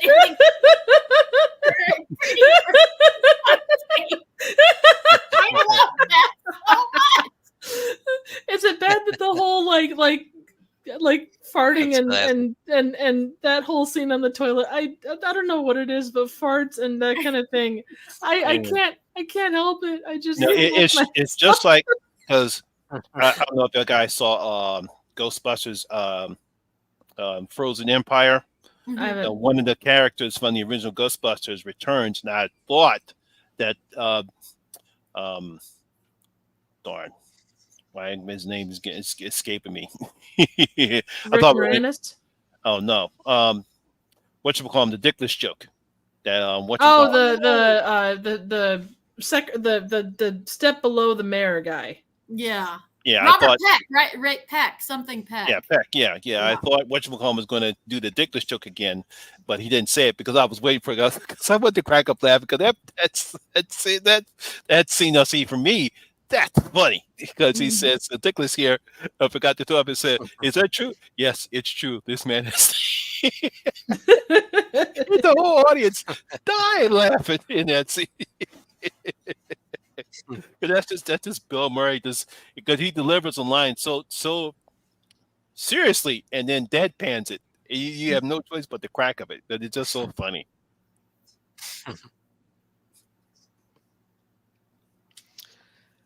Anyway, Now, Chucky. before we get into the series, I wanted to ask you guys, how did you think about how they brought Jennifer Tilly back into the series, and like people like Alex Vincent, they had him in there.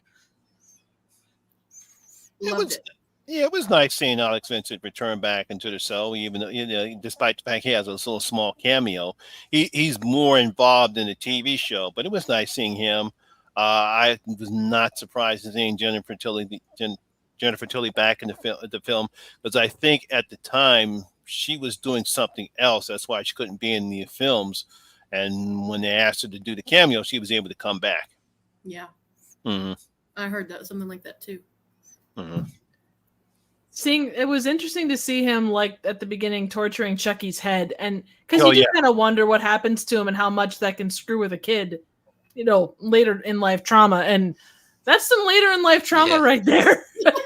I love that. I thought that was cool. That would be something I would do. We'll try and make it come true for you, Jen. Whee! I don't know with who, but we'll figure out something for you. You're cool. I'm okay with this. I'll bring the chains. Woohoo!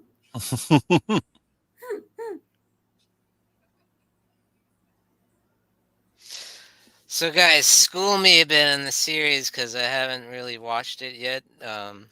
What are your overall thoughts? And well, real quick, should we are we check not it going to out, discuss the thing that shall not be discussed? The remake? we will. We'll get to that. Okay, we will. Sean doesn't have the energy right now. That's fair. Well, we need to recharge you with this before we go into the thing that shall not be named. Monty is giving me the look. I understand. I apologize for bringing up the thing that shall not be named. Oh, we'll talk about that later. Yeah. Why don't we go there then? The thing that shall be named, the remake. No! Dumb. No, No, it's not part of the franchise, Sean. Starring I Mark refuse to Hamill acknowledge it. as the voice of Chucky. Mark Hamill. No, I love Mark Hamill. I no hate to Mark Hamill, but is he Brad Dourif? No, he's not Brad Dourif. And it was kind of boring and bland. I mean, it wasn't particularly good. He's dollar store Brad Dourif. Oh man, see, one of the things I like about the Child's Play remake was the fact that they decided to go into a different route than the original Child's Play films or the Chucky films, which I thought they did a good job, because the people who wrote this one, Tyler Burton Smith, I thought he did a good job in making this not another serial killer who uses voodoo to transfer his soul into a good guy doll. They decided to go into a whole entire different route in this particular one. I thought it was a pretty good idea, and I like the fact that they actually played into modern technology, where they're using an advanced doll that was called a buddy. Fucking buddy. And I thought Archie Plaza did a good job. I thought the child actor that played the new version of Andy, I thought he was pretty good, a good character, Andy. I also like the fact that how the buddy here becomes AI rogue by watching horror films and thinking that this is something okay. And we actually have some decent kills in this particular film. That's right. I really love the kills. And this does not pull back on the violence. Not that I really did enjoy the film. Is it as good as the original? You're not wrong, Reaper. Is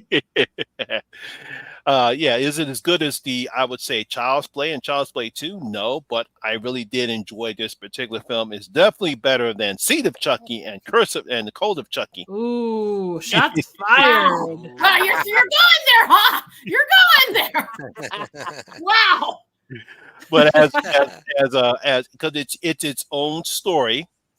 It pays a little homage to the original Child's Play, but it's its own story, and I liked all the characters, and I liked the kills, and I thought Mark Hamill did a good job, not doing an imitation of Brad Dourif. Right. Mm-hmm. Right. You may vent now. You may vent now. You may vent John, now, take Jen. out You all may that vent. nice stuff I said about Monty in the video. Take that part out. You edit that part out. I take it all back. All right. Okay, I got with all due respect to my esteemed colleague, no, just fucking no. It was a bullshit idea. They should have never leave it alone. Don knows what the fuck he's doing. And when other people fuck with this franchise, look at the goddamn results. First of all, what fucking 14-year-old kid is gonna want a goddamn doll like that? I'm sorry. I call so much fucking bullshit. It was like, what the fuck are you people doing? God, he's a fucking teenager. not a doll. It's artificial intelligence. It's Remember, a doll, Sean. It's not a doll. It's an artificial intelligence that can control your whole house. No, it's a fucking doll, and no kid that age wants that. No kid that age wants it. I'm sorry, I call so much bullshit. And also, I love Mark Hamill. I do, and I will give you this, Monty. I do respect that he did not try to do an imitation of Brad Dourif. Cool. But he didn't really do anything. That voice was just obnoxious and annoying. It was like fucking goddamn chalk on just nails across the chalkboard. You're like, oh my God, I gotta sit through this fucker and listen to this bullshit. He's so sweet. And I think that's the thing about this movie. There's a bite to Chucky, and this movie was toothless. Fucking toothless. I'm just getting gummed. And usually that sounds really fun and hot, but not in this way the movie does it. Everything that is so cool about the original Child's Play franchise, this movie just missed the mark by not even a mile, a fucking galaxy. I mean, it was just Jesus fucking Christ. I fucking hate that movie. It's an abomination, and we do not acknowledge it. It's not part of the franchise. I'm going to be one of those asshole horror people right now. It's not part of the fucking franchise. God damn it. So fucking hate that movie.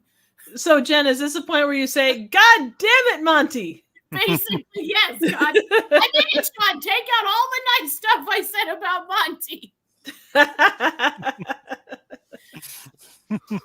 I don't like this movie. I'm sorry. I just fucking hate it. And I do not, this is one I do not consider it part of the franchise. It's bullshit. And like, Dawn did not want this. It is not my Chucky, not my Chucky. I was waiting for that. Not my Chucky. Not my Chucky. I knew that was coming. No. And Brad and Jennifer were pretty much had the same feelings. Fuck you. Corporate soulless bullshit. Yeah. No, I don't like it. No. So you I'm not sure I'm getting how you're feeling about this, Jen. I know. I hope I'm not being too vague. I'm not being too vague. Like, no hate to anybody that likes this piece of shit, but this is one that just I'm fucking baffled by. No hate, honestly. And all kidding aside, guys, no hate. If you guys like it, cool. But not my Chucky, not my fucking Chucky. And I'm sorry, that kid would not want that fucking doll. No kid that age would want a doll. Now, in this day and age, I would have a problem if it was an 8 or 7-year-old. I'd be like, some kids would get bullied for that. But fucking Jesus Christ, he was about to start driving, for fuck's sake. And his friends were fucking dicks. No. But you gotta love those A kills, little though. much. She's like 14 years old. Yeah. Fucking hell, man. No. Just no, guys. No. Bad. You killed the cat. Big fucking deal. How about- This is every how about horror you, movie Trev? kills a cat. There were parts that I was okay with. I appreciated the fact, like Monty said, that it did try its own thing. It didn't try to pull a Nightmare on Elm Street and kind of go in the direction that the original went. The fact that it was AI, like, again, the technology, it kind of played into that. I didn't have the biggest problem with Mark Hamill's voice, but it does definitely miss the mark as far as a Chucky movie. Yeah. Of the series, I think it's the worst. And it's the only movie I would say Worst. Wow. the worst. Mm. I mean, and again, as we've said, the bar, at least for me, is a lot higher than what it is for a lot of these franchises, and I enjoyed I enjoy all of them in some way, shape, or form. This one watch and I was pretty much done. I don't need to own it. I never need to see it again. If I run across it on a Saturday night, it's like, I'll just go rewatch, I don't know, Things or, something awful. Paint drying. Well, not that bad. I'll go watch my cat lick his ass. Yeah, there you go.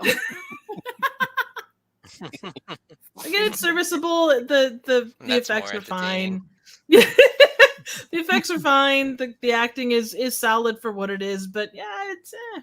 I can appreciate. I anytime someone can step outside the box, be it a corporate greed thing or not, or a corporate greed kind of movie or not, at least they tried to go outside the box with the way that they approach stuff. Which is a lot more than you can say for some. Yeah. Psycho. When they were planning they actually trying to plan to do a remake while they were making Bride of Chucky. They were thinking about making a remake of the original film, and they were actually going to have Brad do the voice again, but that got canceled. Of course. Yeah. As well, it should have. Yeah. The lawnmower. Yeah, that was That's a good. because they wanted to keep going with the original. Yeah. Yeah. So I don't know what the original plan was going to be But when you they had were to admit this. Yeah, I don't know what the original plan was going to be when they were thinking about doing a remake, when they were making Bride of Chucky. What they wanted to do was a remake of the original film, and they was going to have Brad do it. But I don't know what type of film or story they're going to have, because, like I said, it got canceled. They canceled it, and then Universal decided to go this route. Mm-hmm.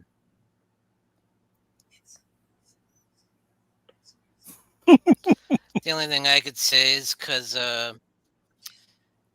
when you had it seemed like the series wasn't as successful anymore. They're going straight to DVD now, So they probably wanted to have another big release and do something new with it. Yeah, And I mean, because I'll be honest, I think it's decent, and I like the idea of Chucky being artificial intelligence and doing something that I think a remake should do, something different. Don't just rehash the original movie, like you said, Nightmare on Elm Street did, and a lot of Psycho did. Shot per shot, beat for beat, doing the same exact thing. This did something different. It tried something different outside the box, and I appreciate that. Um, I think it could have been executed a little better. I like some of the stuff they did with it, tying him into using like Alexa and stuff to control everything around. I thought that was pretty cool. No. How about those Sean, creepy teddy come on, bears, Dennis, though? it's the 21st century. No, no, fuck me, man. No, I'm gonna go back to the 80s and 90s. Fuck this bullshit. Voodoo is outdated. It's AI going wrong now. God. Yeah. God, we really are It's old, relevant. aren't we? It's relevant to today, more relevant than a killer doll would be, really.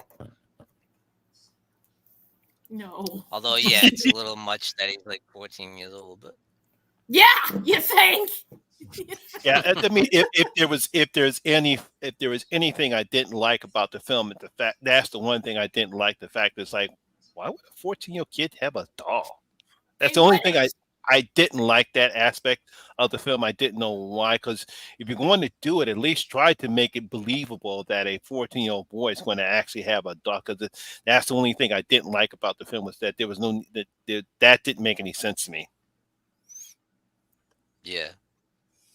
And I did think that I would have liked to see a little bit more from Mark Hamill, being like his voice work on other stuff, like obviously Joker and like in the Spider-Man cartoon as Green Goblin and stuff.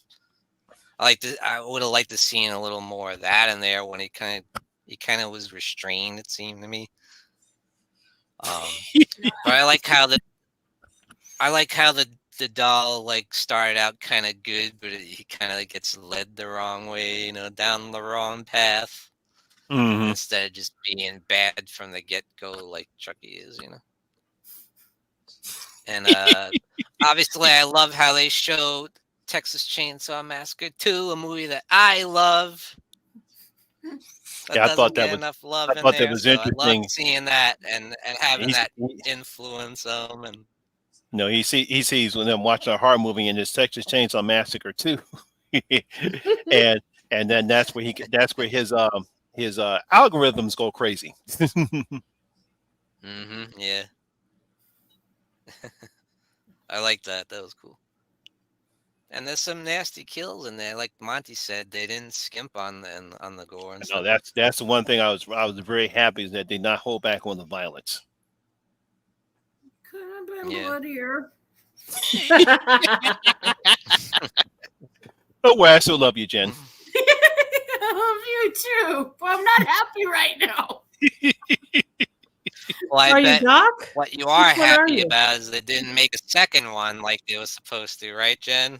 Yeah, thank God. Thank God. Yeah, I think they, because all of there those was fucking talk people about would they're have gonna burned do down the another one. studio. Yeah, we'll talk about it because the movie did make over $45 million on a $10 million budget. They were thinking about making a sequel, but when Don Mancini said he was going to make the Chucky TV series, they decided not to. I guess they didn't want it.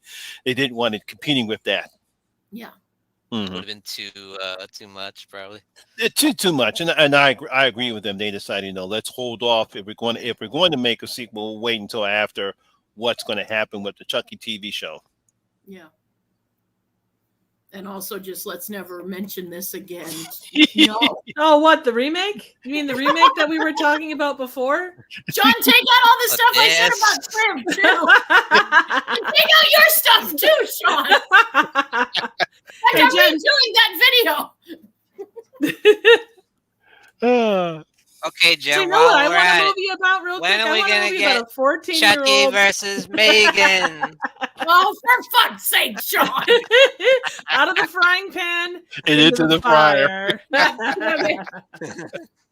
Okay, have y'all's fun. Now, what I like to see, just like they did in the TV show when Chucky's watching, and he sees Megan on the TV show, and he calls her, he makes derogatory remarks about her. I want in Megan 2.0, she's sitting down watching Chucky, and then she makes a derogatory remark about Chucky. She won't do it as good because she's not Brad Dourif. She won't do it as good. She's a fucking pretender to the crowd, bottle blonde bitch. I mean, you know, you can have Fiona Dourif do the voice.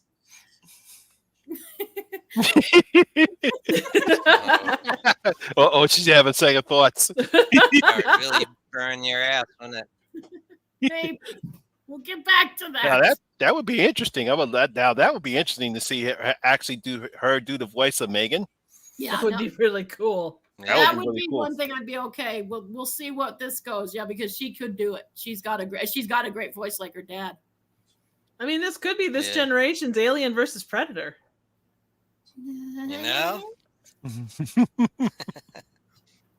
What? Freddy versus That's the Jason? Is that a thing, more I think, apt? I like Freddy versus Jason. Well, there you go. It's this generation's Freddy versus Jason. I love it. There you go.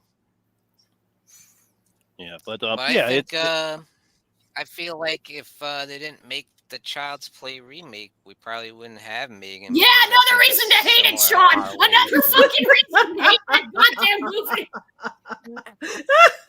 But I think Megan actually did better than the Child's Play remake. I think they took that yeah, I mean, come on, it was idea the budget. and did a lot better version of it. Yeah, because Megan, the budget was in only my opinion. the budget was only 12 million, and Megan made over 181.8 million worldwide. So that was definitely a success. Yep. So you have the Child's Play remake to blame for Megan. Again, another reason to hate. Another reason fucking hate that movie. Bane of my existence, I swear to God. Woo.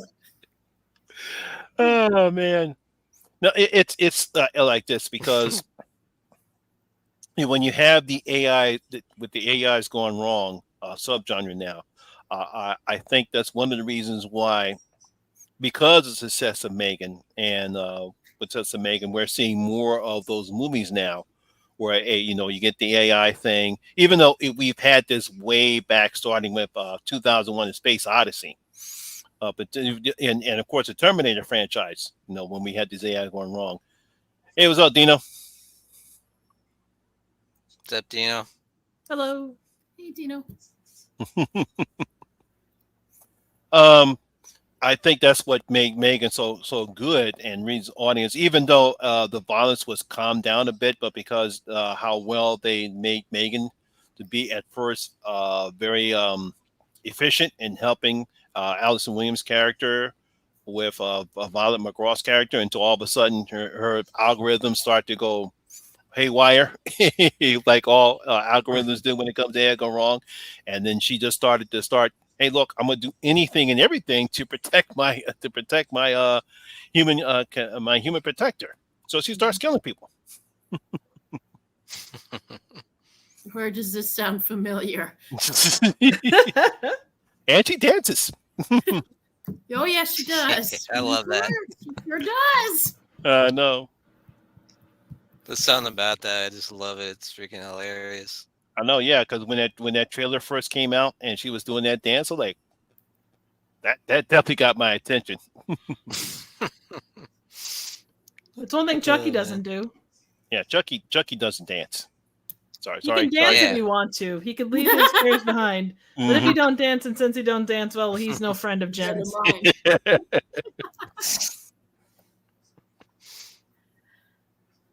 I can watch Megan if I want to. You guys have fun with your beach bottle blonde pretender to the throne. Go on. Go on. Okay, I guess we know who the real Child's Play fan is, don't we? Mm-hmm. Yeah. But Tiffany is a beach bottle, but Tiffany is a blonde beach bottle, Yes. or bottle blonde. Yeah, Yes, but that's so there. Tiffany. That's Jennifer Tilly. That's different. That's just. But they're still both blondes. Yeah, I guess you're right. I mean, do we know if Chucky is a natural redhead?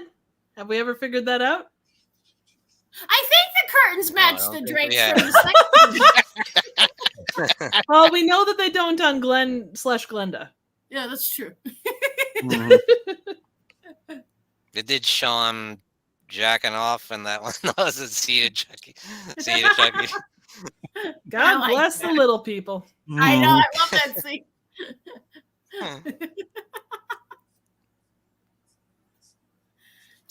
That's another reason to love the series, because John Waters does come back and it's awesome. Yeah, I actually like his character in Chucky than I did in Seed of Chucky.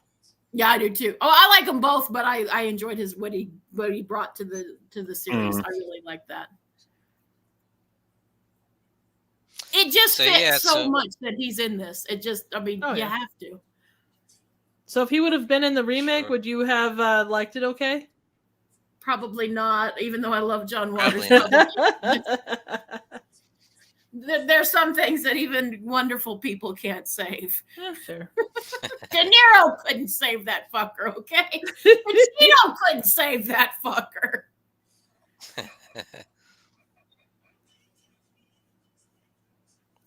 Usually 7 o'clock Eastern Standard Time. Second Tuesday of the month? Yeah. Mm-hmm. Usually. And it rotates between Monty's channel, Sean's channel, and Marty's channel. Yep. And hopefully one of these days, your channel, Triv or Jen. Oh. Let's have one of you guys host one time, huh? Sure. I'd be game. Do we have to wear clothes when you're hosting, Triv? What now? We don't have to wear clothes when you're hosting, do we? That's 100% up to you, but my computer is a potato, so I'd probably have to turn off the avatar so I could keep the stream running. You'd be cooler though, see? No problem. Yep. Well, you don't know if I'm wearing pants or not. No, we I don't. like to imagine you're not. Currently, let me see here. Nope, not wearing pants. Oh. Don't sit in this seat. Will I be pregnant? I mean, doll logic. Is that one of those kind of theaters? No. Well, there was a point where it was, but it hasn't been that in quite a while. So, I mean, my only requirements that what I show isn't 98% porn. Anything less than that is great. Okay. I can work with those limitations. All right, good.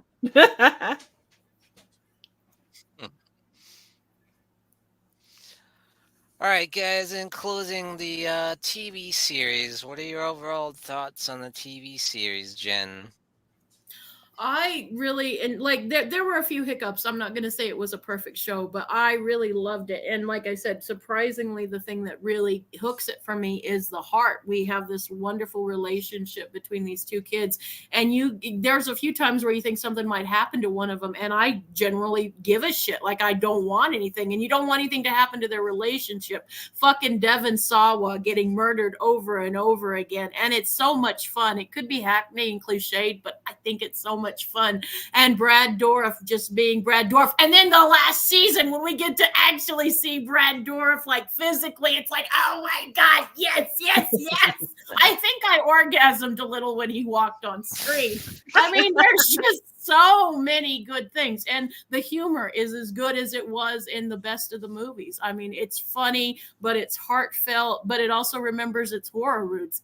There's a few things, and I know some people say that it goes a little over the top, and it does it occasionally, but for me it works. Like, for me, I give it a pass. And these characters, we really do care about all these characters and how some of them evolve. Like, Lexi was a fucking bitch that I didn't think I would like, but then come around and you're like, oh, I really am rooting for this girl too. So yeah, it just has, it's about family, guys. Thanks, Reaper. Woohoo! You won't regret it. No, there's such great content on all these channels. I would stay away from that Jen's reviews from the grave. If I Gosh. Okay, look, Jen wants to play with Marty's penis. You can be Jen wants to play with Marty's penis, but we still want people to go to Jen's reviews from the grave. Yes. Even though you, as Hell Jen yeah, wants dude. to play with Marty's penis, I'm sure is a very good channel. But you, Jen wants to play with Marty's penis, is not on the same level as Jen's reviews from the grave. It might see through that. Also, check out Jen wants to play with Marty's penis while you're at it. That's It's an OnlyFans thing, Sean.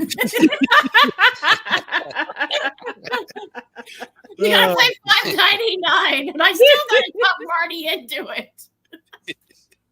Is Marty going to get a cut of that? Of that? Of course. As long as he doesn't actually get cut.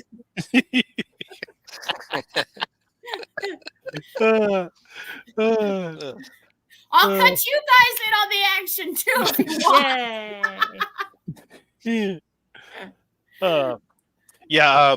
I really enjoyed the Chucky series. It's about time that we actually had a same-sex couple featured prominently in a TV show, and I think the actors who played Devin and oh boy, why did I get his name? Devin Sawa? No, not Devin. I'm talking about the two characters. Oh God, what is his name? I know who you're talking about. Jake and Devin. Yeah, Jake and Devin. Yeah, Jake and Devin. I think they do a good job in portraying their characters. I like their progression in their relationships. First, Jake first coming to the terms that he's gay, and the fact that he's attracted to Devin, and they finally get together, and then by the time we get to the third season, they finally get a chance to complete. Yeah, I can't get the word together. That's okay. Yeah. Why am I getting this like this? What I'm trying to say. They finally be together for the first time in their relationship. I thought that was great. I love the Lexi character as well, although I think by the time we get to the second season and the third season, it becomes more of a third wheel. And I think the writers try to figure it out, so they're trying to get her a relationship that they do more in the third season. Although I'm thinking now that I think Don is running out of ideas of what to do, what I call the three amigos.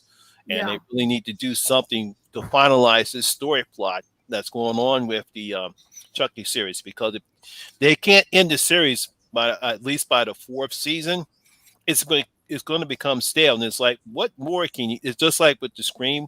What more can you do with Gail, Sydney, and Dewey? What more can you do to Devin, Jake, and Lexi? Bring back Stu. Monty, do you think one of them's going to get killed off if we do get another season? I really don't know. I don't know if Don's. I'm pretty sure Don has probably thought about that, but I don't know what his plans are for these characters as far as the fourth season is concerned. It would be interesting if he did, because that would be a very interesting plot, because you would never think, out of all the people who have died, you never thought that neither of these three could die. But if he actually does have Chucky or Tiffany or anyone else kill one of them off, that would be an interesting plot. But I don't know if Don is that daring enough to try to do something like that. I would love it and hate it at the same time, depending on which one. But I'd hate it for any of them. Yeah, you would hate it because you really do care for these characters, and then you got to give Don credit for how he's created these characters, and they all have great character arcs in the show.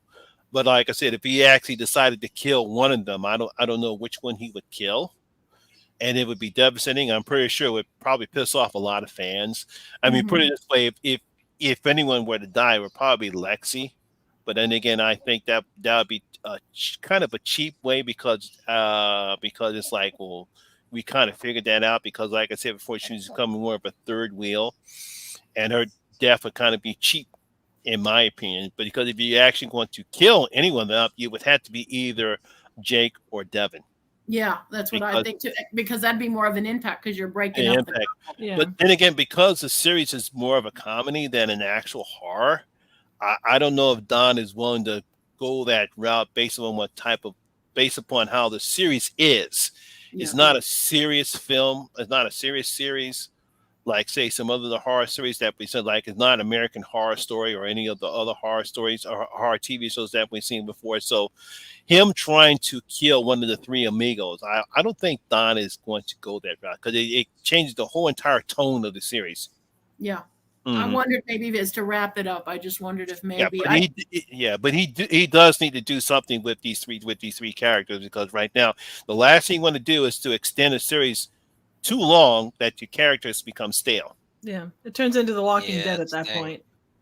Well, The Walking Dead is a different matter. That's because Scott Campbell can't write with a crap. Well, but you know what I mean. Like there was that point where you like the deaths meant something, and then it got to that point where it's well, this person is having a monologue. Okay, they're going to kick the bucket. The problem with The Walking Dead is that you had all these characters, and then you had these side characters, and for some reason, Scott Campbell, not to get off topic, Scott Campbell would focus on side characters that no one cared about. It's like you get the main characters in a situation where they're stuck in a place and we don't get back to them until like 2 or 3 episodes later. And then the other 2 episodes, we're dealing with characters that no one cares about. It's like by the time we get to like, and I think the problem with that was because I think AMC got greedy and wanted more episodes when you should only do a 10-episode season because that way you only focus on the main characters and not side characters. So by the time they went to 13 and then 18 episodes, I says, wait a minute, that's too many episodes. It's too much filler, Yeah. You had too many filler episodes, and you had too many episodes that focus on characters no one cared about. Because you got this, and I know he was trying to do his best to incorporate most of the characters in the comic books, but there was a lot of side characters that were created that were not in the comic books that Scott Campbell decided to focus on. And it's like, wait a minute, where's the main characters? We haven't seen them since episode 3, and they'll appear back until episode 6. Mm-hmm. People said if they kill off Andy, I'm going to cry. I would too. No, I did like the in season 3. I like the fake Andy death scene. Yeah, did it get you? It got me. I didn't get me because I figured it was Chucky having a not a nightmare but a fantasy that he wanted to finally kill off Andy. I thought that was funny. It was nice seeing Vincent come back and do that kill. Mm-hmm. It's almost like he when Liz Morgan appeared on the Chucky show, and then Chucky killed, because I think it was one of a great. She always wanted to be in a horror film and get killed off by Chucky, and so she did that little thing, and Chucky stabbed her to death. Can't blame her. Mm-hmm. It's pretty cool that she came on it. Mm-hmm. How about you, Triv? What are your all thoughts on the Chucky TV series so far? I've really enjoyed it. Like I say, I binged it pretty hardcore the past couple days, and it goes in so many interesting places. Like you think, okay, they've done this, and then the next episode, they're take it here. It's like, you've got like the exorcism, and then there's another thing, and then there's another thing, and then it's like, holy shit, they did this or they did that, and I like it. There's no, they're not afraid to push boundaries, and they're not afraid to kind of, step outside the box with a lot of stuff. They brought back the characters, like the fact that the variety of characters and actors that were willing to come back and be part of this, even ones that haven't necessarily done a lot before. That was really cool. It stays within that world, because a lot of this stuff, they kind of venture outward and do stuff, but this stays in the world of Chucky. and that's, I don't know, it's a breath of fresh air because you don't always get that. No. It's funny and poignant. The characters are multidimensional. The effects by and large are really well done, both the practical and the CGI stuff. It fires on most cylinders, and you can't say that of a lot of shows. Yeah, you can't. Very true. Well, I definitely have a lot of catching up to do with the series, so I am going to work on that, guys. Very cool. Mm-hmm. Yeah, I'd love to hear your thoughts when you're done watching it. I hope you do a yes. video. Absolutely. Mm-hmm. I will. So with that being said, I think we'll wrap it up. I think we had a great show here, great retrospective on the franchise, and it is an important franchise in the slasher genre for sure, so I'm glad we were able to touch on it to this extent. And you guys did an excellent job. Love hearing your thoughts. Now, what do you have going on down the pike, Monty G, that you'd like to plug? Well, my review of See No Evil is up right now. So if you want to get a chance at that, I should have my review of the Megan Fox AI Gone Wrong horror film Subservience. That should be up by tomorrow. And hopefully by this weekend, I should have All My Friends Are Dead. That should be up. Hopefully by this weekend. We are? Oh, shit. Damn it! Ah! Wait, I can't be dead. I haven't banged that Irishman yet. Damn it! I'm dying without pants on? No. I mean, that could be a plus, depending on where and who fits in your body. There's worse ways to go. There are worse ways to go, Trip. What's my mom going to say?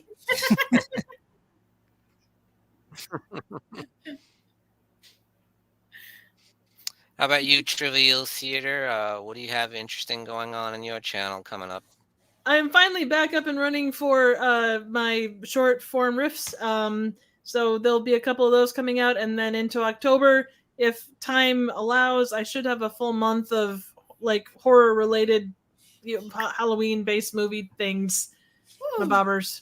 So and then November we'll get back into like the short form riffs. So Very cool. yeah, Mm-hmm. that's if things go to plan. We'll see how it goes. Yeah. This year has not gone to plan, I think, for some of us. Does any year? That's true. Yeah, This one in particular, though. life happens. Yeah, Yeah. best laid plans of mice and men. Yes. Cheers. All right. Yeah. Thanks for watching, Reaper. Thanks. Now, last but certainly not least, Jen wants to play with Marty's penis. What do you have going on? Well, I would imagine Your she's probably going to play with Marty's penis. I know. I've been a little quiet. Things have been a little nuts around my neck of the woods, but they're starting to quiet down. And sometime this week, hopefully sooner rather than later, because I want to watch Speak No Evil because I loved the original one, and I've been hearing things about this one, so I think I'm going to have a lot to say. I haven't seen it yet, but I'm hoping to rectify that soon. And there's a lot of other. I just need to play catch up, but I have not forgotten you guys. It's just life has been life lately, and I just haven't had time. And it's either make a video that's subpar or put it off for a little while where you guys get the 100% me, which maybe y'all don't want. But yeah, but I hope you should be back. Mm-hmm.